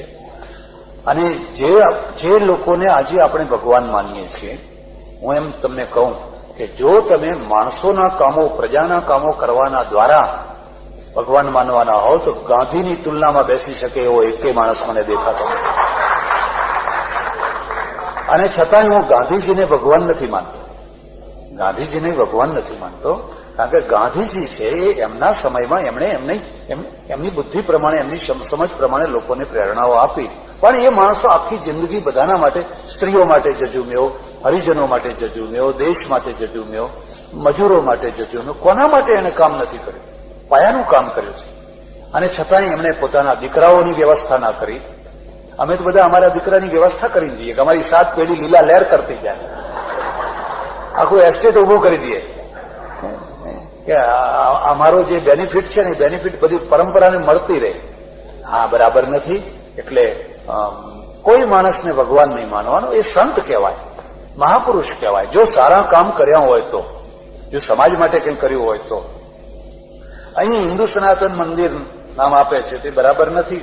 આપણે એકલું સનાતન મંદિર લખવું જોઈએ ને, બરાબર. એવું કઈ હિન્દુ લખે તો શું વાંધો છે? આપણે હવે વિશાળ અર્થમાં હિન્દુ છીએ અને સનાતન ધર્મનો અર્થ પણ છે આપણો જૂનામાં જૂનો.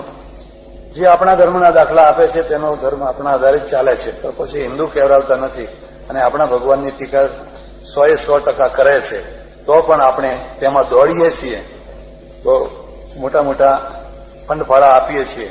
આમાંથી જેટલા આપવા હોય એટલા આપજો. સેવક હરિભાઈ ફલાણાભાઈ પટેલ. બરાબર. આપણે આમાં જાગવું જોઈએ, સમજવું. આજે હોય બરાબર. સાચો ધર્મ કોને કહેવાય? સાચી ભક્તિ કોને કહેવાય? સાચી સેવા કોને કહેવાય? સાચો ધર્મ છે જે તમને કર્તવ્યનો ભાન કરાવે. તે તમારી ડ્યુટી છે, તમારું કર્તવ્ય છે. યુદ્ધ કરવાનું હોય તો યુદ્ધ કરવાનું, પૂજા કરવાની હોય તો પૂજા કરવાની, પતિ હોય તો પતિ, પત્ની હોય તો પત્ની, મા હોય તો મા, બાપ હોય તો બાપ, સંન્યાસી હોય તો સંન્યાસી, સિપાહી હોય તો સિપાહી. તમે દરેક જગ્યાએ એક ડ્યુટી લઈને બેઠા છો અને એ તમારો પહેલો તાપ છે. સાચી ભક્તિ કોને કહેવાય? આજ્ઞા પાલનમ ભક્તિ. એની વ્યાખ્યા આવી કરી છે, જેની તમે ભક્તિ કરતા હો એની આજ્ઞાનું પાલન કરો, એનું નામ ભક્તિ. રામની ભક્તિ કરતા હોય તો રામની આજ્ઞાનું પાલન કરવાનું. કૃષ્ણની ભક્તિ કરતા હોય તો કૃષ્ણની આજ્ઞાનું પાલન કરવાનું. આજ્ઞા પાલનમ ભક્તિ. સાચી સેવા કોને કહેવાય? જે પ્રદર્શન કર્યા વિના કરે અને ફળ મેળવવાની, વળતર મેળવવાની જરા ઈચ્છા ના રાખે, એ સાચી સેવા છે. આપની સંતવાણીથી કાંતિલાલના જય શ્રી કૃષ્ણ, જય શ્રી રામ. આપની સંતવાણીથી હું પ્રભાવિત થયો છું, પરંતુ એમાં જરાય શંકાને સ્થાન નથી. પરંતુ મારા હૃદયમાં એક જે પ્રશ્ન ઉપસ્થિત થાય છે કે મધર ટેરેસાને 1990માં નોબેલ પ્રાઇઝનું ઇનામ મળ્યું, કારણ કે એમણે જે સેવા સમગ્ર વિશ્વના માનવતા માટે આભારી છે તે પણ છે, એવા સેવા આપણા મહાન દેશ ભારત જેવામાં આપી છે. તો આપ જરાય ખોટું લગાડશો નહીં, કારણ કે હું આપની વિરુદ્ધ વાત નથી કરતો. આપ પૂજ્ય શ્રી સંત મોરારી બાપુ, પૂજ્ય શ્રી રમેશ ઓઝા, પરમ પૂજ્ય શ્રી પ્રમુખ સ્વામી વગેરે, આ ઉપરાંત અનેક સંત મહાત્માઓ આપણા ભારતમાં છે અને આપણા સંત મહાત્માઓ પણ માનવ કલ્યાણ માટે નિસ્વાર્થ સેવા અર્પિત કરે છે. ઘણો જ પ્રયત્ન કર્યો છે. તો આપણા ઘણા સંત મહાત્માઓ, એકને પણ નોબેલ પ્રાઇઝ મળે અને આખા વિશ્વમાંથી માનવતામાં ઊંચું પદ મળે એવી ઘણી જ લાંબી દ્રષ્ટિએ જોવા માંગુ છું. શું એ શક્ય નથી? આપણા સંતોમાં પણ એટલી આત્મશક્તિ હોવી જોઈએ જેની આપણા ફલાણું બધું વાત. આ આમની થોડી લાગણી છે. મધર ટેરેસાએ જે કામ કર્યું છે એ હું નથી કરતો, એ મોરારીદાસ નથી કરતા, એ રમેશ ઓઝા નથી કરતા અને પ્રમુખ સ્વામી નથી કરતા. અમે બધા જે કરીએ છીએ એ નોબેલ પ્રાઇઝ ઇનામ આપનારની દ્રષ્ટિએ એના તરાજવામાં જોખી શકાય એવું નથી. અમે બધા પ્રવચનો કરીએ છીએ અને પ્રવચનોના દ્વારા કંઈક જે સમજ ગેરસમજ જે હોય એના દ્વારા પ્રજાને થોડીક જગાડવાની વાત કરીએ છીએ અને એ બધા ઘણા લોકો કરે છે. અને આખી દુનિયાની દ્રષ્ટિમાં તો એક બિંદુ બરાબર પણ અમારું કાર્ય નથી. જ્યારે મધર ટેરેસાએ બહુ મોટું કામ કર્યું છે. મધર ટેરેસા ભલે ખ્રિસ્તી હોય પણ હું એનો પ્રશંસક છું. તમારે જો એનું કામ જોવું હોય તો તમારે કલકત્તા જવું જોઈએ અને કલકત્તાના રોડ ઉપર પગ ઘસી ઘસીને મરનારા હિન્દુઓને જોવા જોઈએ, માણસોને જોવા જોઈએ. એ પગ ઘસી ઘસીને મરનારા માણસો છે, એમને છેલ્લા દિવસોમાં 15, 20, 25 દિવસો જીવતા હોય એ દિવસોમાં એને પોતાના ત્યાં લઈ જાય, સારી રીતે રાખે અને એને છેલ્લી જિંદગી એની સારી રીતે એ પ્રકારની વ્યવસ્થા એને કરી છે. પણ આટલું જ એને નથી કર્યું. 80-85 વર્ષની આ બાઈ, એને જોકે ચોખ્ખું કહે છે કે હું મારા ધર્મના પ્રચાર કામ કરવા માટે આ કરું છું. એ કઈ સંતાડતી નથી, મારા ધર્મના પ્રચાર માટે. આપણે પણ આપણા ધર્મના પ્રચાર માટે આવું કરવું જોઈએ, આદિવાસી ક્ષેત્રોમાં કે ગરીબ ક્ષેત્રોમાં. પણ થોડાક અપવાદોને બાદ કરીએ તો લગભગ અમે બધા કોઈ આવું કામ કરતા નથી. જો તમને ખબર હોય તો રણછોડદાસજી મહારાજ, રણછોડદાસજી મહારાજ અને એવા થોડાક બીજા માણસોને બાદ કરતા આ પાયાના કામ તરફ હજુ જોઈએ એવી આપણી સંત શક્તિ વળી નથી. સંત શક્તિ વળવી જોઈએ અને આ પાયાના કામ આપણે કરવા જોઈએ. અને એવા કામ કરીએ અને પછી કોઈ નોબેલ પ્રાઇઝ આપે તો વાહ વાહ, ને ના આપે તો વાહ વાહ, એની કઈ આપણે દરકાર રાખવી. આપ જે કહો છો એ સાચું. અહીંના યુવાનોને આપની શું સલાહ છે? આજે અહીંયા બધા છે, 50 ઉપરના છે, વાત સાચી છે. મોટી વાત એ છે કે મોટા ભાગે આપણે એમ ઈચ્છીએ છીએ કે આ વાત યુવાનોને સમજાવો, આ વાત યુવાનોને સમજાવો, આ વાત યુવાનોને સમજાવો. હું તમને એમ પૂછું છું કે તમારા જીવનમાં ધાર્મિકતા, ધાર્મિક જિજ્ઞાસા એ કેટલી ઉંમરે આવી? કેટલી ઉંમરે આવી? તમે જયારે 18 વર્ષના કે 20 વર્ષના હતા ત્યારે કેટલા ધાર્મિક હતા? મને યાદ છે કે અમે બધા નાની ઉંમરમાં હતા ત્યારે મંદિરમાં જતા 2 કામ માટે, કાં તો નગારું વગાડવા માટે ને કાં તો પ્રસાદ લેવા માટે. આ બધું બહુ પાછળથી કોઈ કારણસર ધીરે ધીરે જીવનમાં આવતું ગયું અને પછી વિકસતું ગયું. એમ દરેકની એક ઉંમર હોય છે. બીજું હું તમને કહું કે તમે યુવાનોને નૈતિકતા શીખવાડો, નૈતિકતા શીખવાડો, અને બહુ સરળતાથી શીખવાડી શકાય એવું છે. ને પહેલી નૈતિકતા એ શીખવાની, જો બેટા કોઈ દિવસ કોઈનું હરામનું નહીં ખાવું. એમાં કોઈ ગીતા કે રામાયણ એનો કોઈ પ્રશ્ન જ નથી. આપણે કદી આપણા ઘરમાં કોઈ દિવસ હરામની ચીજ લાવવી નહીં, હરામનું આપણે ખાવું નહીં, મફતનું ખાવું નહીં, બને તો કોઈને સારું. આ તમારા નૈતિક મૂલ્યો છે. પછી એને આપોઆપ ગીતામાં રસ જાગશે, રામાયણમાં રસ જાગશે. તમે એને જલ્દી ઘરડો ના બનાવી દો, એને જલ્દી ઘરડો ના બનાવી દો, નહીં તો હ્યુસ્ટનમાં જે થયું એ પછી બધે થશે. હ્યુસ્ટનમાં શું થયું તમને મેં કહ્યું હતું ને? હ્યુસ્ટનમાં શું, દેશમાં પણ એ થાય છે. બહુ નાની ઉંમરના જુવાન માણસો છે, એ વધુ પડતા મંદિરોમાં જાય, વધુ પડતા મારી પાસે બેસી રહે, વધુ પડતા છબલિકા વગાડતા થાય. એનું પરિણામ એ આવશે કે તમારી છોકરીઓ પછી બીજે જવા લાગશે. તમારી કન્યાઓને તમે સાચવી નહીં શકો. આ મારી ભગતરા નથી બનાવવા. એ સાચો માણસ બને, સારો નોકરિયાત બને, સારો બેંક મેનેજર બને, સારો દુકાનદાર બને, સારો સોલ્જર બને, એ જે કંઈ હોય એ સારો બને.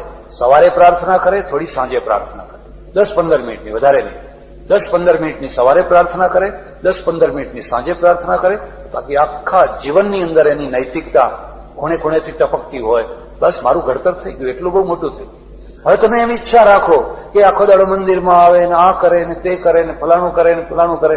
તમે અહીં હરિહરી કરશો ને હરિહરી થવા દો મહારાજ, હરિહરી થવા દો, મારે ઘર જઈને સંભાળો, ઘેર જઈને સંભાળો. તમે બધા અહીં બેઠા બેઠા કરો છો. એટલે જુવાની આવો. અને આપણા માટે તો વધારે કઠિન વાત બીજી રીતે થઈ છે, થિયરિકલ. કે થિયરિકલ રીતે તમે તમારા જુવાનિયાઓને તમારા દેવદેવીઓ વિશે નહીં સમજાવી શકો. આ એલિફન્ટ ગોડ કોણ છે? આ મંકી ગોડ કોણ છે? હાઈસ્કૂલમાં જઈને એના દોડિયા છોકરા એને પ્રશ્નો પૂછશે તો તમે શું સમાધાન આપશો? તમારું તો સમાધાન થયું કે ના થયું, તમે તો બધું પાર પાડી દીધું કે જે જો પગે લાગો બધાને. પણ પેલો પૂછશે કે આ શું છે? એટલે પહેલા આપણે આ બધી વાતોની સ્પષ્ટતા કરવાની છે, રિફાઇન કરવાનું છે, ચોખવટ કરવાની છે. અને પછી આપણા છોકરાઓ માટે એટલી અપેક્ષા રાખવાની. તમારા મા બાપે તમારી પાસે જેટલી અપેક્ષાઓ રાખેલી એ તમે પૂરી નથી કરી શક્યા. તમારી જાતને પૂછી જોજો. તમારા મા બાપો તમે જુવાવસ્થામાં હતા ત્યારે તમારી પાસે કેટલી અપેક્ષાઓ રાખતા. ઘરના બહાર પગ ના મૂકવા દે, આમ ના જવા દે, આમ ના જવા દે. મને ખબર છે તળાવમાં નાવા ના જવા દે, બહાર સાયકલ ચલાવતા સાયકલ ના ચલાવવા દે, પડી જઈશ, મરી જઈશ. એટલે પેલો એવરેસ્ટના શિખર ઉપર ચડ્યો, મને સાયકલ ઉપર તો ચડવા દો. બારીએ જાઓ ને, બારીએ જાઓ, બારીએ ના જઈશ, પડી જઈશ, પડી જઈશ. હવે આ આખા બધા છે એ બધું વધુ પડતું બરાબર નહીં. દરેક નવી પેઢી છે એ નવી પેઢીની પોતાની કંઈક દ્રષ્ટિ હોય છે અને આપણી પણ છે, અપેક્ષાઓ છે. એટલે બેયનું મિલાન કરવું પડશે. અને બેના મિલનમાંથી એક સાચો નાગરિક બને, સાચો માણસ બને, એટલું એના માટે ઘણું છે. થાક્યા નથી ને? કદાચ કોઈને કંઈ જરૂરી કામ માટે જવું હોય તો જઈ શકે છે. ઠેઠ સુધી બેસી રહેવું જરૂરી નથી. હજુ મારા પાસે થોડા પ્રશ્નો છે અને હવે હું ટૂંકાણમાં બતાવું છું. આ લખ્યું છે, એનો ભાવ એ છે કે કેટલીક જગ્યાએ જે આ મંદિરોમાં ભગવાનો મૂકે ને પછી થાળ થાય છે ને આરતી થાય છે, તો પહેલા આરતી કરવી કે પહેલા થાળ કરવો? આ બેમાં પહેલા શું કરવું? હું તમને જવાબ વિવેકાનંદ દ્વારા આપીશ. વિવેકાનંદ જયારે આંધ્રમાં એક મંદિરમાં પહોંચ્યા તો એ મંદિરમાં છેલ્લા 7 દિવસથી શાસ્ત્રાર્થ ચાલતો હતો. પંડિતો ભેગા થાય રોજ અને આખો દિવસ શાસ્ત્રાર્થ કરે, નિર્ણય ના આવે. 7 દિવસથી. અને સબ્જેક્ટ શું હતો ખબર છે? સબ્જેક્ટ હતો કે સંડાસ જઈને આવ્યા પછી માટીથી 5 વાર હાથ ધોવા કે 7 વાર હાથ ધોવા. 7 દિવસ સુધી આ વિવાદ ચાલતો હતો. એમ આપણા ત્યાં પણ આરતી કરવી કે થાળ કરવો, હું એમ માનું છું કે પહેલા આરતી થવી જોઈએ, પછી થાળ થવો જોઈએ. કારણ કે જો પહેલા થાળ થઈ જાય તો પછી થાળ લઈને લોકોને પછી આરતીમાં રસ રહે. ખરો રસ તો થાળમાં જ છે, એટલે પછી થાળ કરવો જોઈએ. વિલાયતમાં દિશા શૂન્ય ટોળાને સમાજમાં, ભારતીય રાષ્ટ્ર સમાજમાં પરિવર્તન કરવા આપશ્રીની બ્લુ પ્રિન્ટ આયોજન પત્રિકા ખરી? જો હોય તો એને અમલમાં મૂકવા શું કરવું ઘટે? વિલાયતમાં જ નહીં, વિદેશમાં પણ આ જ દશા છે. અહીંના કરતા દેશમાં પણ આ જ દશા છે. અને દિશા શૂન્ય ટોળા એ જરા વધારે પડતો શબ્દ છે. એનો અર્થ એ થાય કે આપણે પોતે દિશા બરાબર સમજી ચૂકેલા માણસો છીએ.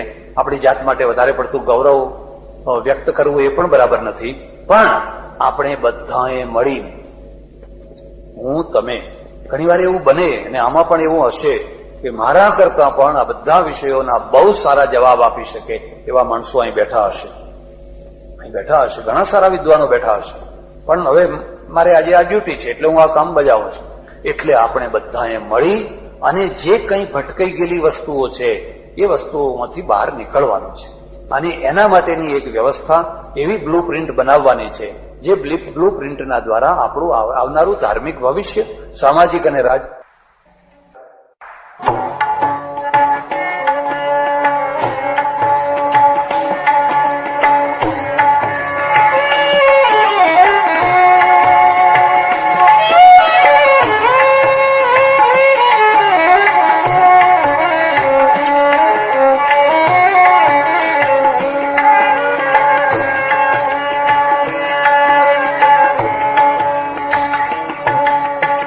जोगी